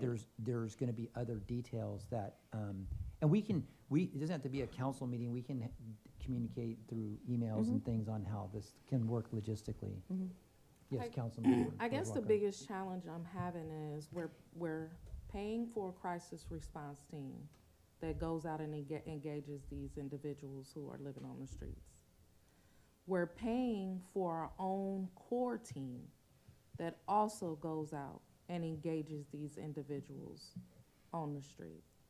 We have partnerships with several advocacy organizations that have been here on the streets for 10 years or more, doing case management, doing showers, food, clothes, all of those things. I think, I'm wondering, nothing is ever easy, but I'm wondering why do we always lead into this conversation at a deficit rather than what we have to work with, and then how can we be more strategic down the line? I've talked to the folks at the Executive Inn and seen communications myself on what they are willing to do. And they have also let me know that Andrew is authorized to speak for them. And so I really want to ask about this, Andrew, if I can, about these challenges that are being brought up around case management, dogs, liability, all of that. Can you come up and say, because they have said that they've given you authority to speak, what are we facing with this potential partnership? And not a long time, because it's already 10:37, but I don't want to leave here without understanding what conversations have been had with the Executive Inn and where do they stand, given that the Comfort Inn, given that they doors are currently closed to everybody? And, Yeah. and I just, with, also within the context of this being about a warming center, right? Within the context of that, this agenda item and what No, we're I talking don't, about I here. don't think we said that. We said we moved beyond that. Yeah, if I could address Councilmember Torres Walker's questions, I think I could bring a little bit more clarity to the situation. Yes, first off, for clarity's sake, I have been authorized to speak fully on the Comfort Inn's behalf. And additionally, I am in contract with them. Secondly, the number is $45 a night. So $45 a night times the 119 is $160,660, I think, a month. So that is your 30-day billable, just so we're clear on the numbers. The next piece to talk about is the county piece and the on-site piece, just to address those questions. Secondly, the offer, I don't know if it was fully clear.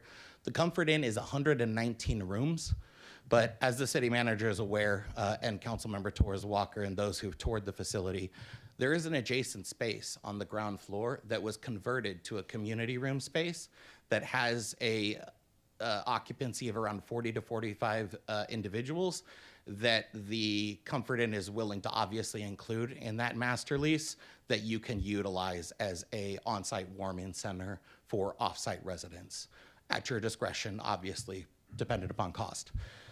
Last thing to add, the piece that wasn't talked about is that there is a home key award out, a home key application out on this site with an expectation of award within the next 30 to 60 days. So this will include a transition to that affordable housing developer who also I have been given authority to speak on behalf of and is willing to extend out this opportunity through the summer into those warm months to address Mayor Pro Tem Freitas's concerns through the summer months. The last piece is the county. For those that aren't aware, when the county came to the table regarding home key, they did commit to, I think it was $275K annually in on-site clinical staff for this site. Now that is upon a home key award. My understanding from the county, based off of their willingness to support in this project, is that if you come to the county with this process and this additional opportunity, I imagine that the supervisors would be willing to front end that and provide clinical on-site support before the home key. And when I say the supervisors, Mayor Pro Tem Freitas, I'm talking about the behavioral health director who said that they want to support.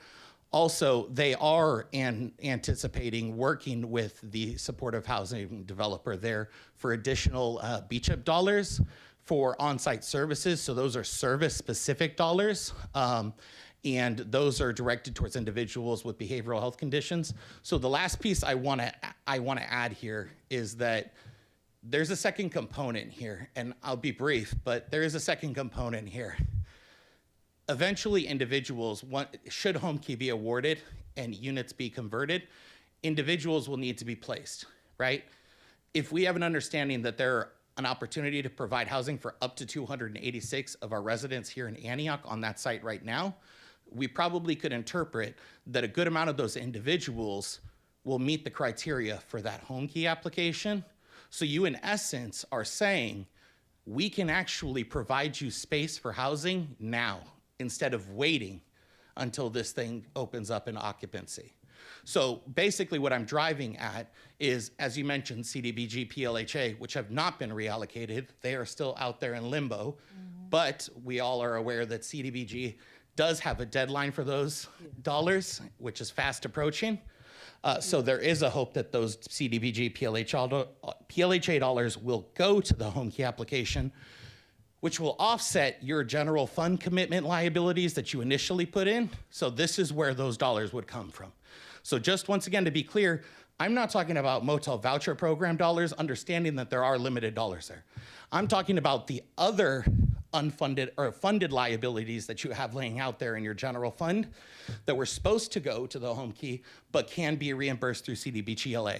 So lastly, my suggestion is use those dollars for this incredible deal, take that bus to the county and say, we're doing 90 days, You do 90 days, then we've got home key and we've housed people. That's the process. Happy to be a part of the conversation. Thank you. So what Andrew's talking about is what we call in the industry bridge housing. And to scale that, we'd have to, which I'm not saying we can, if the direction is from the council, scaling some bridge housing and hoping that we get Home Key Plus is a full-time operation. Like it would take a full-time, a team of city staff to get everything in place, including the city attorney's office. At this point, I'm not really sure what's happening with our housing consultant.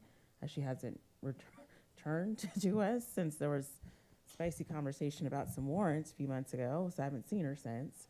And so she's the person who does the conversions. The only other person that we have on staff with that expertise is our consultant, David Storer.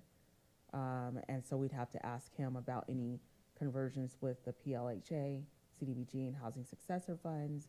Those require the 90-day applications to the Fed. And then, you know, if you're going to put the $400,000 that is allocated through June 30th into bridge housing at $160,000 a month, do the math and then hope you get Home Key Plus.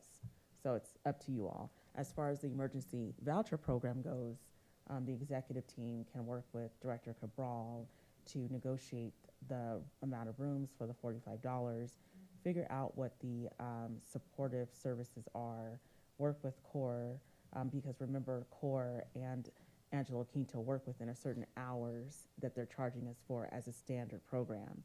If we're asking them to supplement their hours, it's a new program that's outside of what we're doing, or the baseline services that we provide now won't be given. So we have our own baseline right now with those two. So if we're asking them to change that, we're either gonna drop services somewhere else or we're gonna increase the cost for this project. So you have to decide that as well. I think the challenge I'm having, and I think I have been since we last had this conversation about homelessness, is I have no idea what they've been doing. I don't know what they've been doing. I don't know what CORE has been doing since we brought on our own team, because we still have people on the streets freezing. And so, and I'm also not really all that clear on how the Angelo Quinto Crisis Response Team also shows up and engages with unhoused folks, because I know it's like a dual, like it's really a non-police mental health response, but they show up with the police sometimes. I'm also not sure how they're responding to the needs of unhoused folks either. Yeah. So I guess my challenge is we are paying these folks to provide a service. I'm not clear on how that service is actually being rolled out in the unhoused community. Yeah. And why, because we're paying them, why wouldn't we be able to say, Yeah, we're paying them for a program model that we currently have.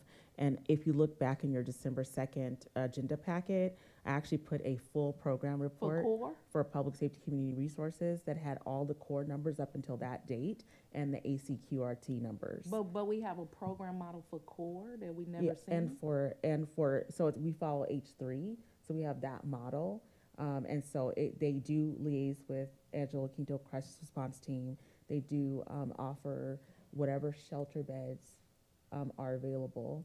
And in our case, 90-something% of people don't take it because it's outside of East County. It's in Richmond or further.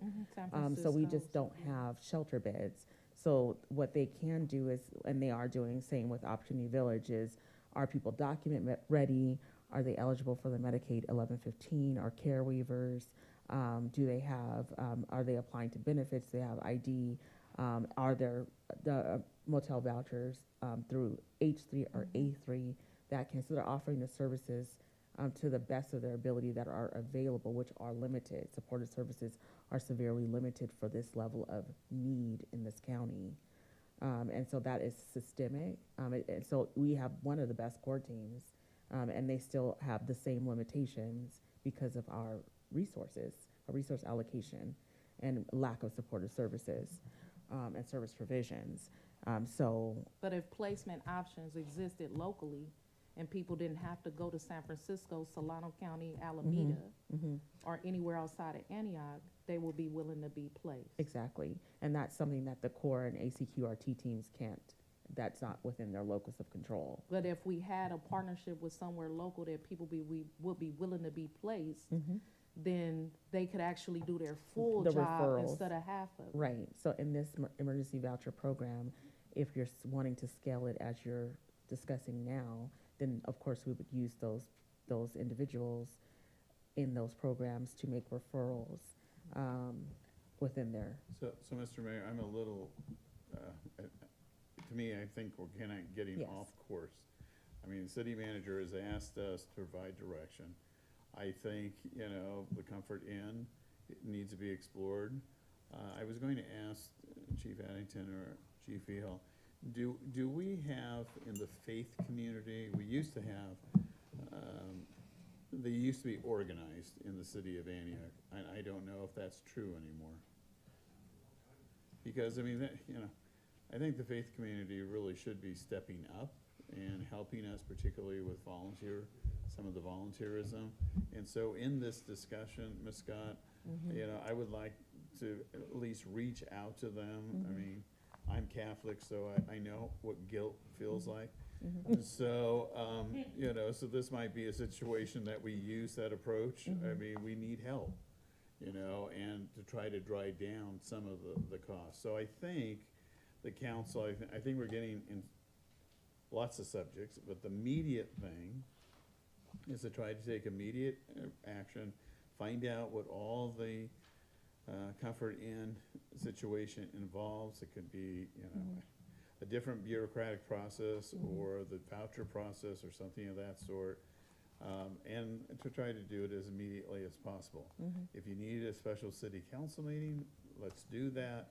But I think, you know, I hear in the community and us, you know, let's focus, laser focus on this and see if it's going to work out.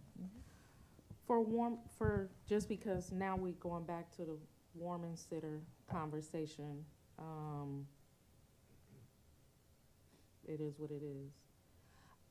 I guess when I'm looking at options 1, 2, and 3, I'm not considering option 3.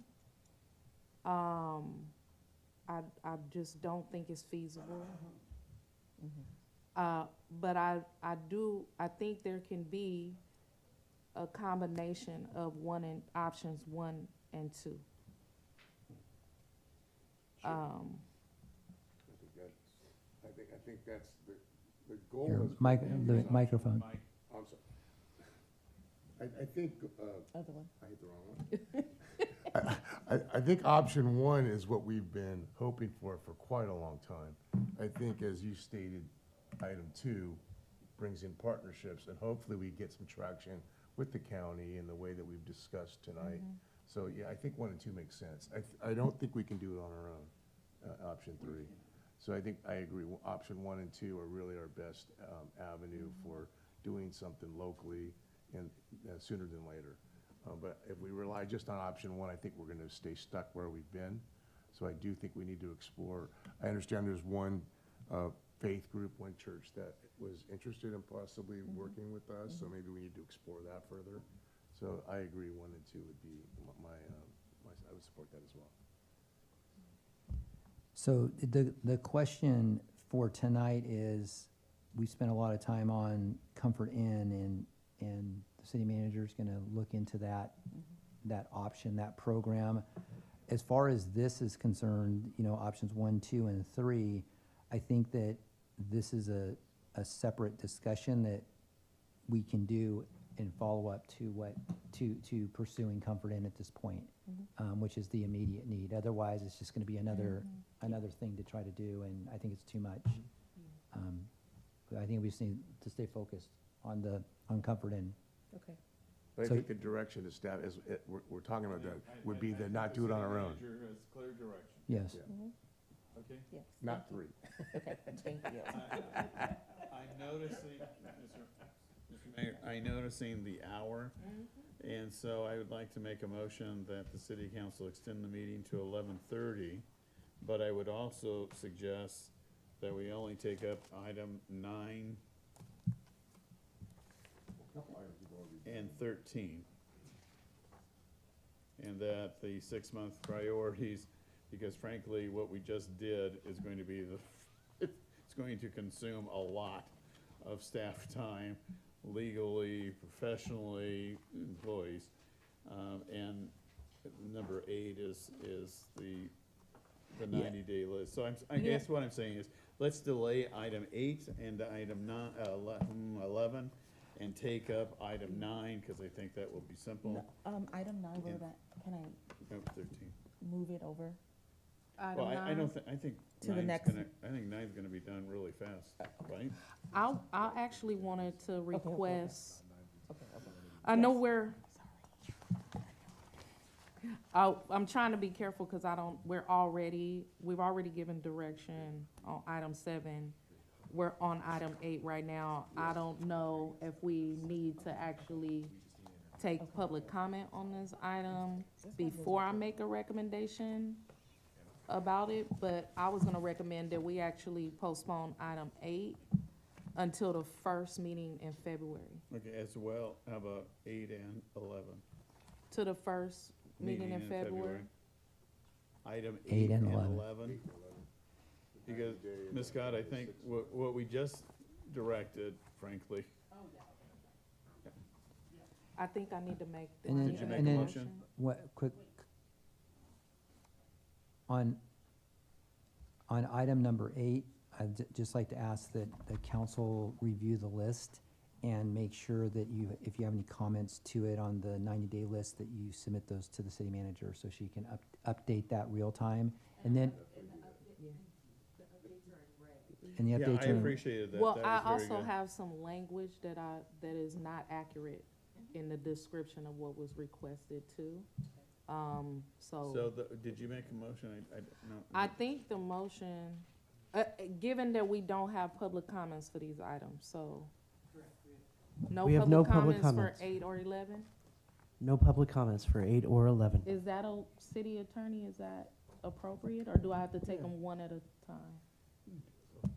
I'm sorry, you're making a motion To to? move She's moving items to item the. 8 and 11 to the first meeting in In February. February.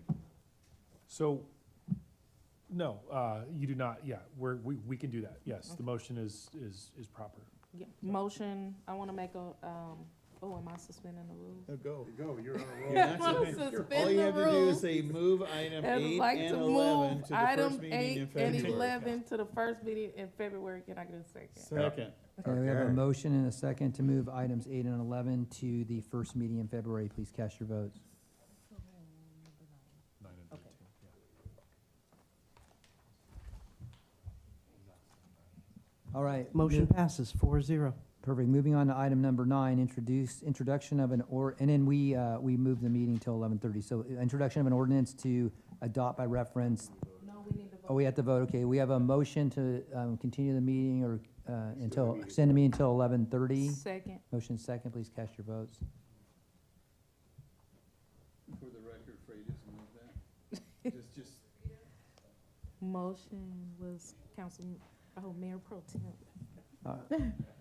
Motion passes 4-0 with Councilmember Wilson absent. All right, item 9, public hearing, introduction of an ordinance to adopt by reference the 2025 edition of the California Standards Code and Fire Code without local amendments by amending specified chapters of Title 8 of the Antioch Municipal Code. City Attorney I think this is just an introduction. Cole, please. It's just an introduction. I'm listening to the city attorney. So, this item is before you. Technically, when we do ordinances, the main event is the first reading where we introduce the ordinance. When you adopt a uniform code, the reverse is the process. The first meeting is just to introduce the ordinance, and then at the second meeting, you have to do a public hearing, and that's really where the main event happens. So what we're proposing to do tonight is to introduce the Uniform Building Code adoption. Every 3 years, the State Building Commission adopts a triennial building code. And it's not just the building code, there are fire codes, plumbing codes, electrical codes, international codes of property maintenance, green building codes, everything. And we are by law required to adopt these. We do not have a choice but to adopt them. We are required to follow them. There are limited provisions where a city or a county can make an adjustment, but that's a very, you can't go below what's required, and you have to make a declaration of local conditions, and then you have to submit that to the California Building Standards Commission. We're not doing that here. We're simply adopting the updated building codes, the whole suite of codes. And so tonight, all we're asking you to do is introduce the ordinance so that we can call a public hearing. We will hold the public hearing at your next meeting, and then we can adopt, the recommendation from this office as well as from staff will be to adopt the building codes. So tonight really is a pretty simple item. If you have questions about the building code and the codes and how they function, that's a better question for staff than for me. Thank you. Since this is listed as a public hearing, I'll open the public hearing, correct? Similar to what we normally do? Yeah, so, even yeah, though- we sort of doubled up. We gave 2 public hearings. Technically, we didn't have to do a public hearing tonight, but we noticed it as such. So yes, if anyone wishes to speak, they should have 5 minutes. All right. Public hearing, we're opening it. Is there anybody that wants to speak on this? No public comments. All right, we have no public comment. We'll close the public hearing. All right, this is before the council for any questions or if someone would like to make a motion. Move approval. A motion, Second. please cast your votes.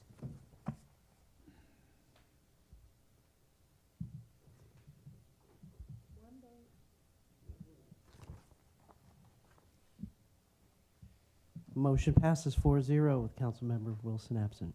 All right, perfect. Moving on to item number 13, General Plan Advisory Committee formation. City Yes. Manager Scott. Thank you so much, Mayor and City Council. The City Council and Planning Commission provided direction to staff on the formation of a General Plan Advisory Committee at their General Plan Kickoff meeting in October. The item before you tonight is the formal adoption of the resolution authorizing the formation of the General Plan Advisory Committee. Community and Economic Development Director Zachary Seal will introduce the item and turn it over to Kevin, our principal planner, who will provide a staff report for this item. Oh, is Kevin gone? Oh, no, Kevin's right there. Sorry, I didn't even, I'm so tired. Sorry, I didn't even know. Given the late hour, I'm going to go ahead and turn it over Yes. right away. Kevin Scudero, Principal Yes. Planner, managing the general plan process. Go ahead, Kevin. Thank you. Yes, good evening, City Council. So tonight we had a brief presentation. Our consultant, Beth Thompson, is also on Zoom tonight. I know it's a late hour, so I'll look to the council. She did have a brief presentation on kind of like a general plan overview, but we also talked about the kickoff. So if we want to go straight to discussion of the composition, Beth will be here to answer questions. I'll leave it up to the council how you'd like to proceed. Yeah, we'd like to go straight to the okay, so we'll go ahead and we'll go straight to the composition, please. Yeah, I don't think it's showing up on the screen right now, but as I detailed in the staff report, we did recommend a minor modification to what was proposed at the kickoff meeting, and the reason for the minor modification was instead of 7 members of the general public, we're going to do 5 with 2 alternates, and that is due to the space constraints in these chambers. It's really important for us to be able to hold the meetings in these chambers because when they're held here, they can almost entirely be administered by community development department staff. We need minimal support from the clerk's office, information systems, and facilities. When we get to a number beyond that, then we are in other city facilities, which one has questionable availability given what other events are going on, as well as, like I said, it's a much more significant lift for outside departments. As you can see, when we had the previous one, we bring in CCTV, there's an IS person the whole time, facilities is there before and after. So that is why staff is making this minor modification recommendation. Obviously, it's at the discretion of the council of how you like for this commission to be composed, or committee, sorry. But that is our recommendation, and I'm available to answer any questions you may have. All right, thank you. Do we have any public comment on this item? Yes, Mr. Becker? Okay.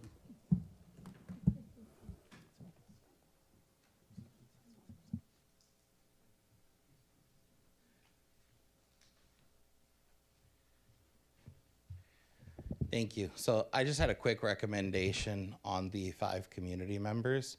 I would recommend that one be possibly of high school age, to see if a community resident would like to participate in that conversation as a young individual, since we have young individuals showing up here in council and participating, and understanding staff's position on the facility here, but also understanding that this is a process that sometimes only happens a couple times in an individual's lifetime.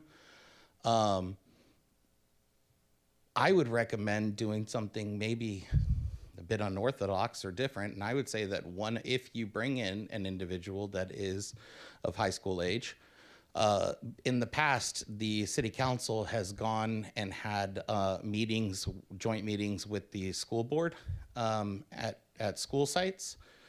I would be interested in wondering if there could be an opportunity to have a meeting at a school site and possibly see if it could be close to school hours so that high school age students could participate in that meeting and understand what government process is if they choose to. I think that over an 18-month period, staff should be able to schedule one meeting that would work out in Deer Valley or Antioch High School's auditorium where the school age community can participate in that conversation and see how the process works. And more importantly, possibly see one of their classmates, I guess? Yeah, classmates alongside other residents in the community. I don't know if that's done elsewhere, but I think that here in Antioch, it's all about community engagement. That's what this whole process is. And so if we aren't going the extra steps, if we are literally saying, gosh, that just sounds too complicated, I think that therein lies the problem. I think we need to find a way to uncomplicate things and open up access to our other community residents. And what I'll finish with saying is that the reason I say this is that sure, you could have it in the evening, and sure, a high school age student can come, and maybe a couple of their classmates would come. But I'll tell you that at the last meeting, when that young gentleman came up and spoke about the environment needs, when I got up later to make a comment to his comment, he was gone because it was late and he had to get home. So if you have a meeting at 2:30 in the afternoon and invite 250 high school students to participate in that meeting with the community, I think that that's a revolutionary idea. Thank you. All right, any other public comment? No further public comments. All right, does council have any questions of Kevin or staff? Yes. Mayor Pro Tem. Mr. Becker, let me just tell you, in 1973, the city of Antioch went forward with to plan a new general plan, and so they did go out to the community, and there was a graduate of Antioch High School. His name was Donald Freitas, and he was appointed to that committee. So history is repeating itself, and I do think it's a good idea. I think, frankly, I think the recommendation that you have asked, I don't know, is a GPAC. For the GPAC committee, I think with 2 council members, 2 planning commissioners, 5 members of the general public, and 2 alternates, I think is a good suggestion. The only thing I would add, when we talk about, I do think that we need to have outreach that goes beyond GPAC.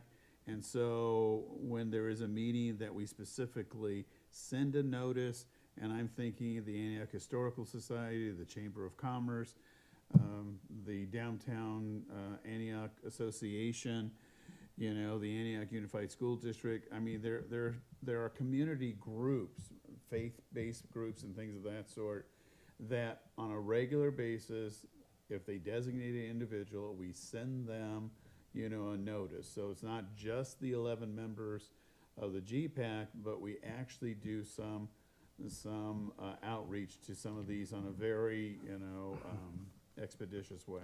Yeah, so we're obviously developing a mailing list for specific to the general plan update. We have stakeholder lists. So I'd say one of the most important parts of this process is kind of what you just said. You know, we want to make sure the message is getting out. We're working closely with our PIO. He's part of our meeting next week on our engagement plan. So community outreach, I think, is kind of paramount to this whole process. And regarding the youth member, I would just like to say our municipal code already accounts for that. Age 14 to 17 can serve on a board or commission. When you look at the application, there's a box you could check if you're a youth member. So it does allow for one member of the youth to serve on a committee.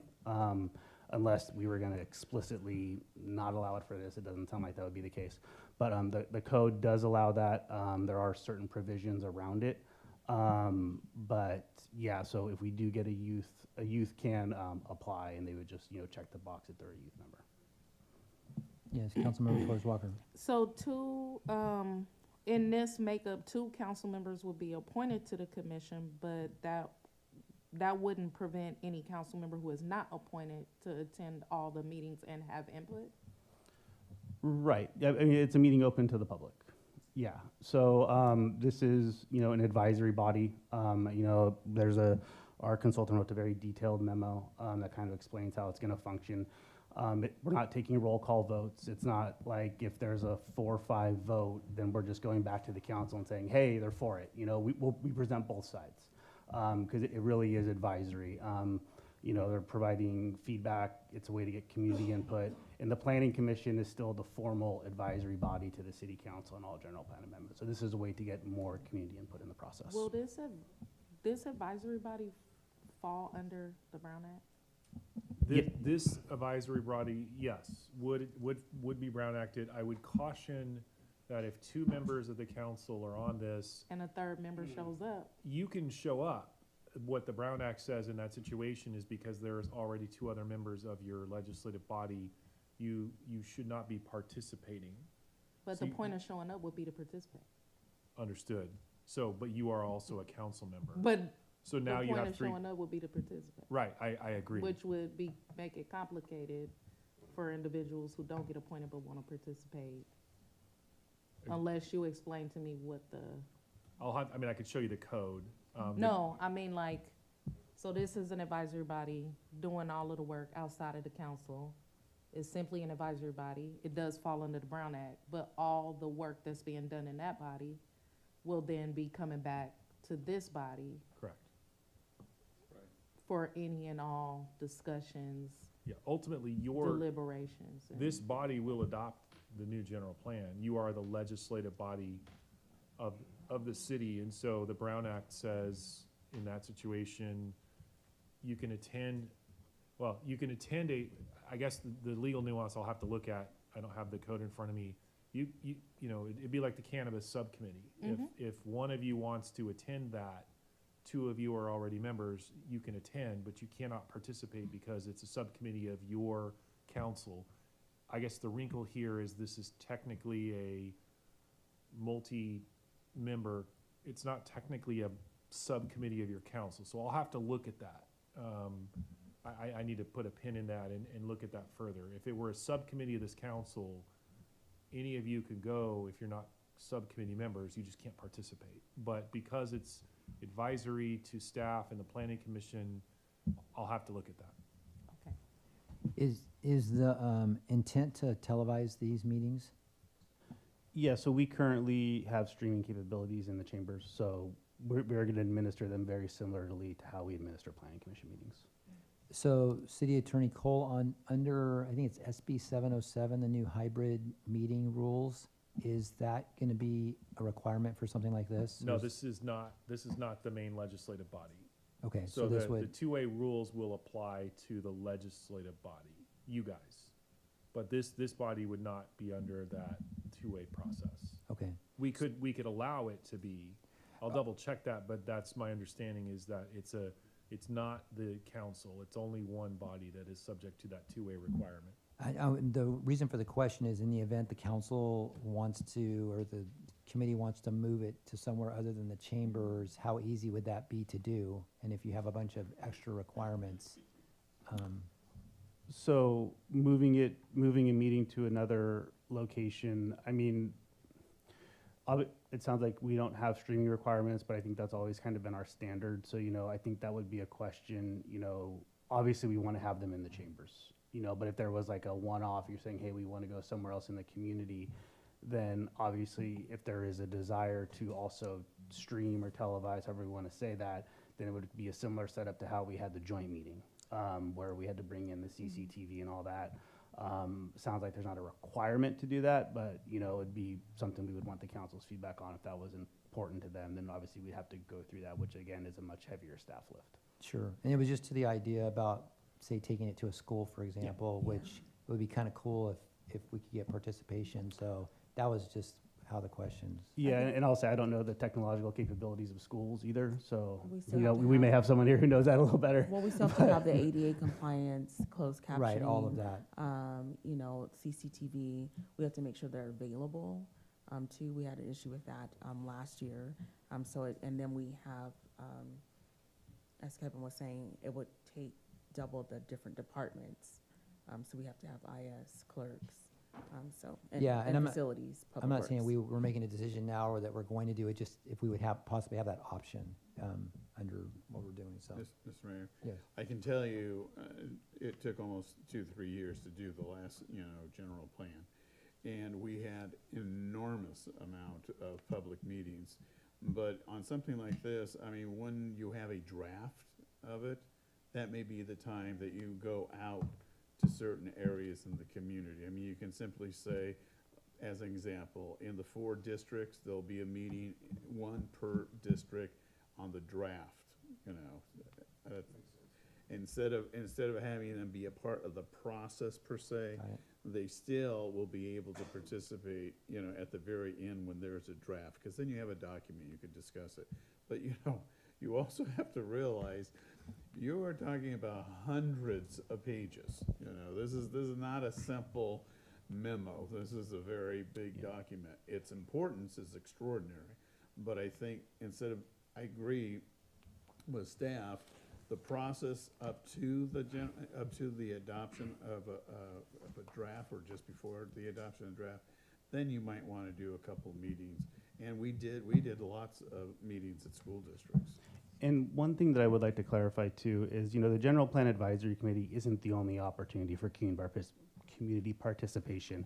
We're going to have pop-up events, we're going to have visioning workshops, we're going to have community workshops, study sessions. So while the GPAC is an important process, it is definitely, the public has many other avenues where they can make their voice heard. So we definitely don't want their voice heard after the draft elements. We want them there from the beginning. So, but I do like the idea too, once you have that draft, get it out there and for review. But like the mayor says, Okay, so any other Mayor, questions? Yes. I guess my question is, you will be appointing all of these members. Well, you'll be recommending. Nominating. You'll be nominating all the members for this to the council to, okay. Yes. So the question is, does the council want to approve the resolution authorizing the formation of the GPAC? Yeah. The second choice. The version with The the 11 two members council. with 2 council. They call it modified, I think. Yeah, the modified. So move. All right. Second. Motion is second. Please cast your votes.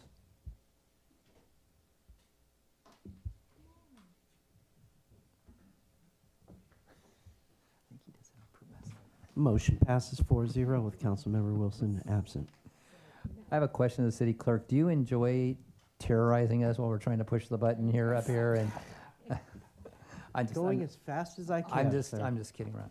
Okay, so we are on to public comments. Any public comments?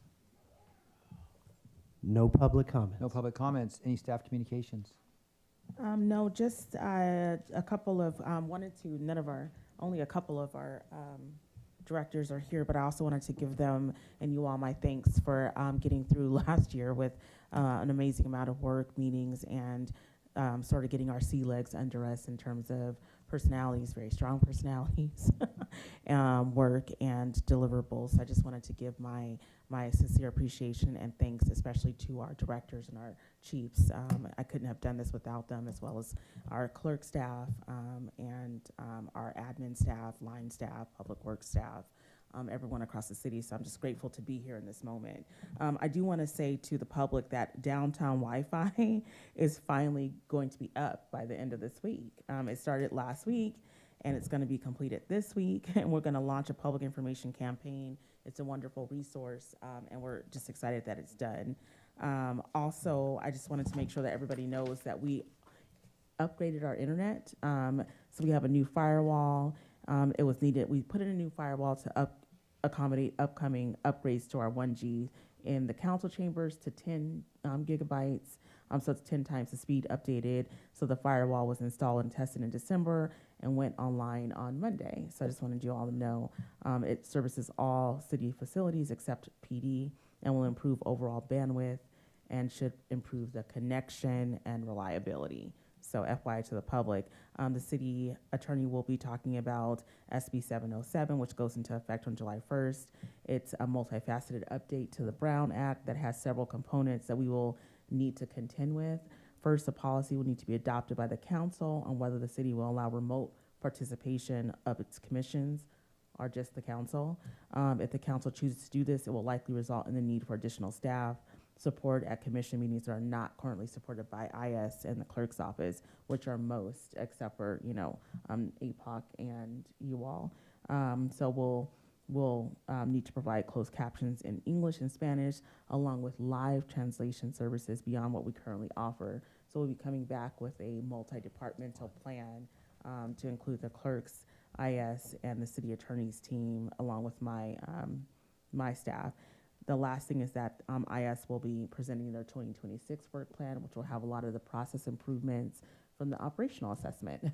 And the operational assessment will be coming to you in March for the departments that are already done.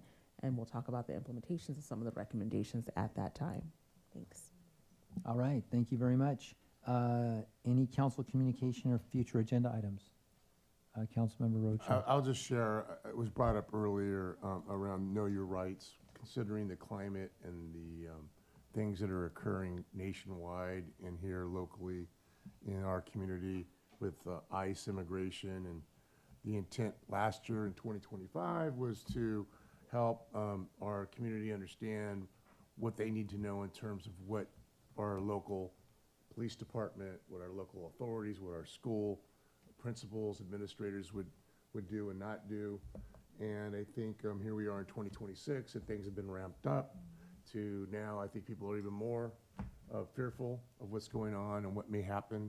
And so I do think that I just want to share that I know we are working together to develop another Know Your Rights assembly, forum, community meeting, whatever you would like the term is, and to have it be a much larger venue, more inclusive for all groups that are being impacted by this, and to have resources available that we didn't have last time, like legal counsel and different types of service providers that can sit down and answer questions and concerns in real time. So that's something we're working on.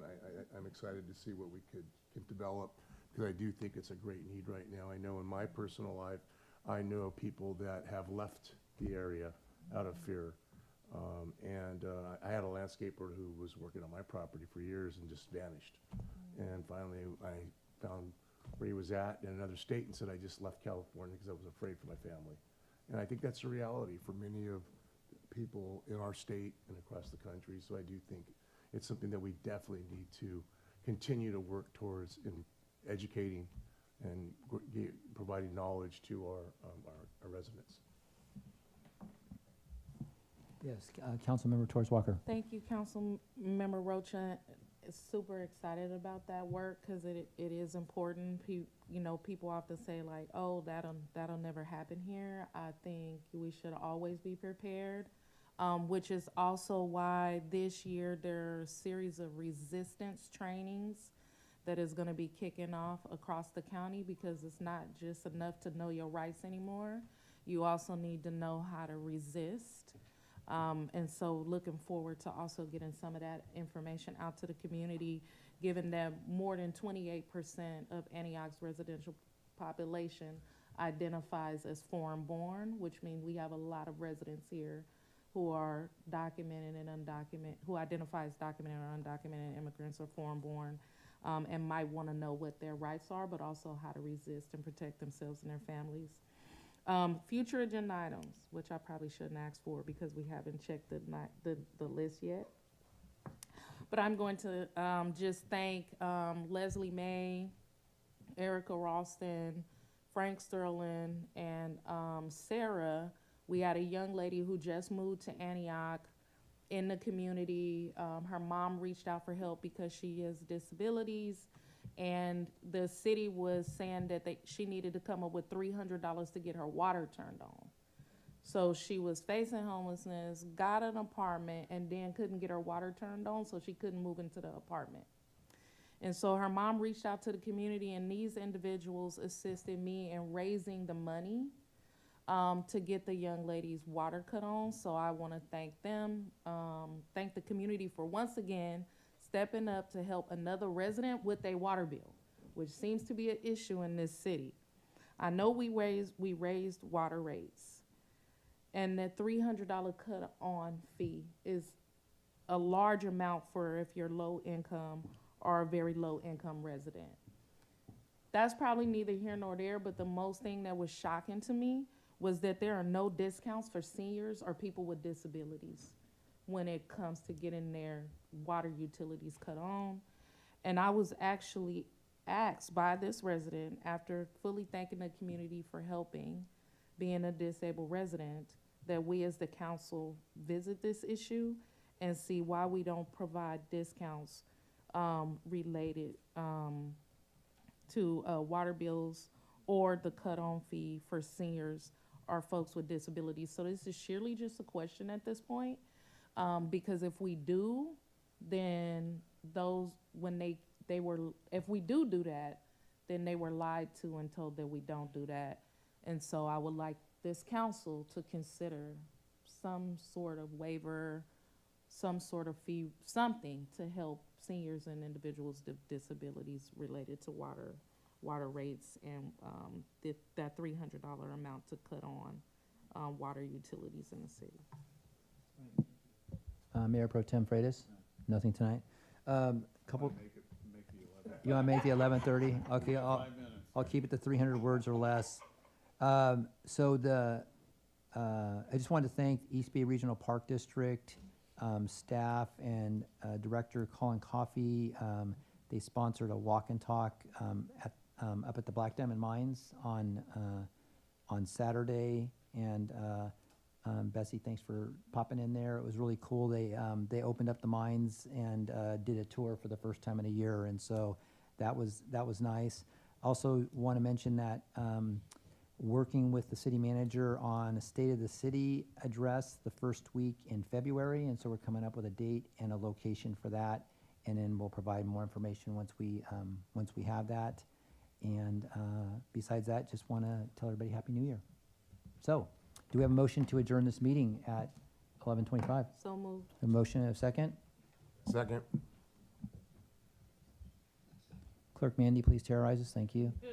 All right. Motion passes 4-0. Meeting is adjourned at 11:26 p.m. Good night. Thank you.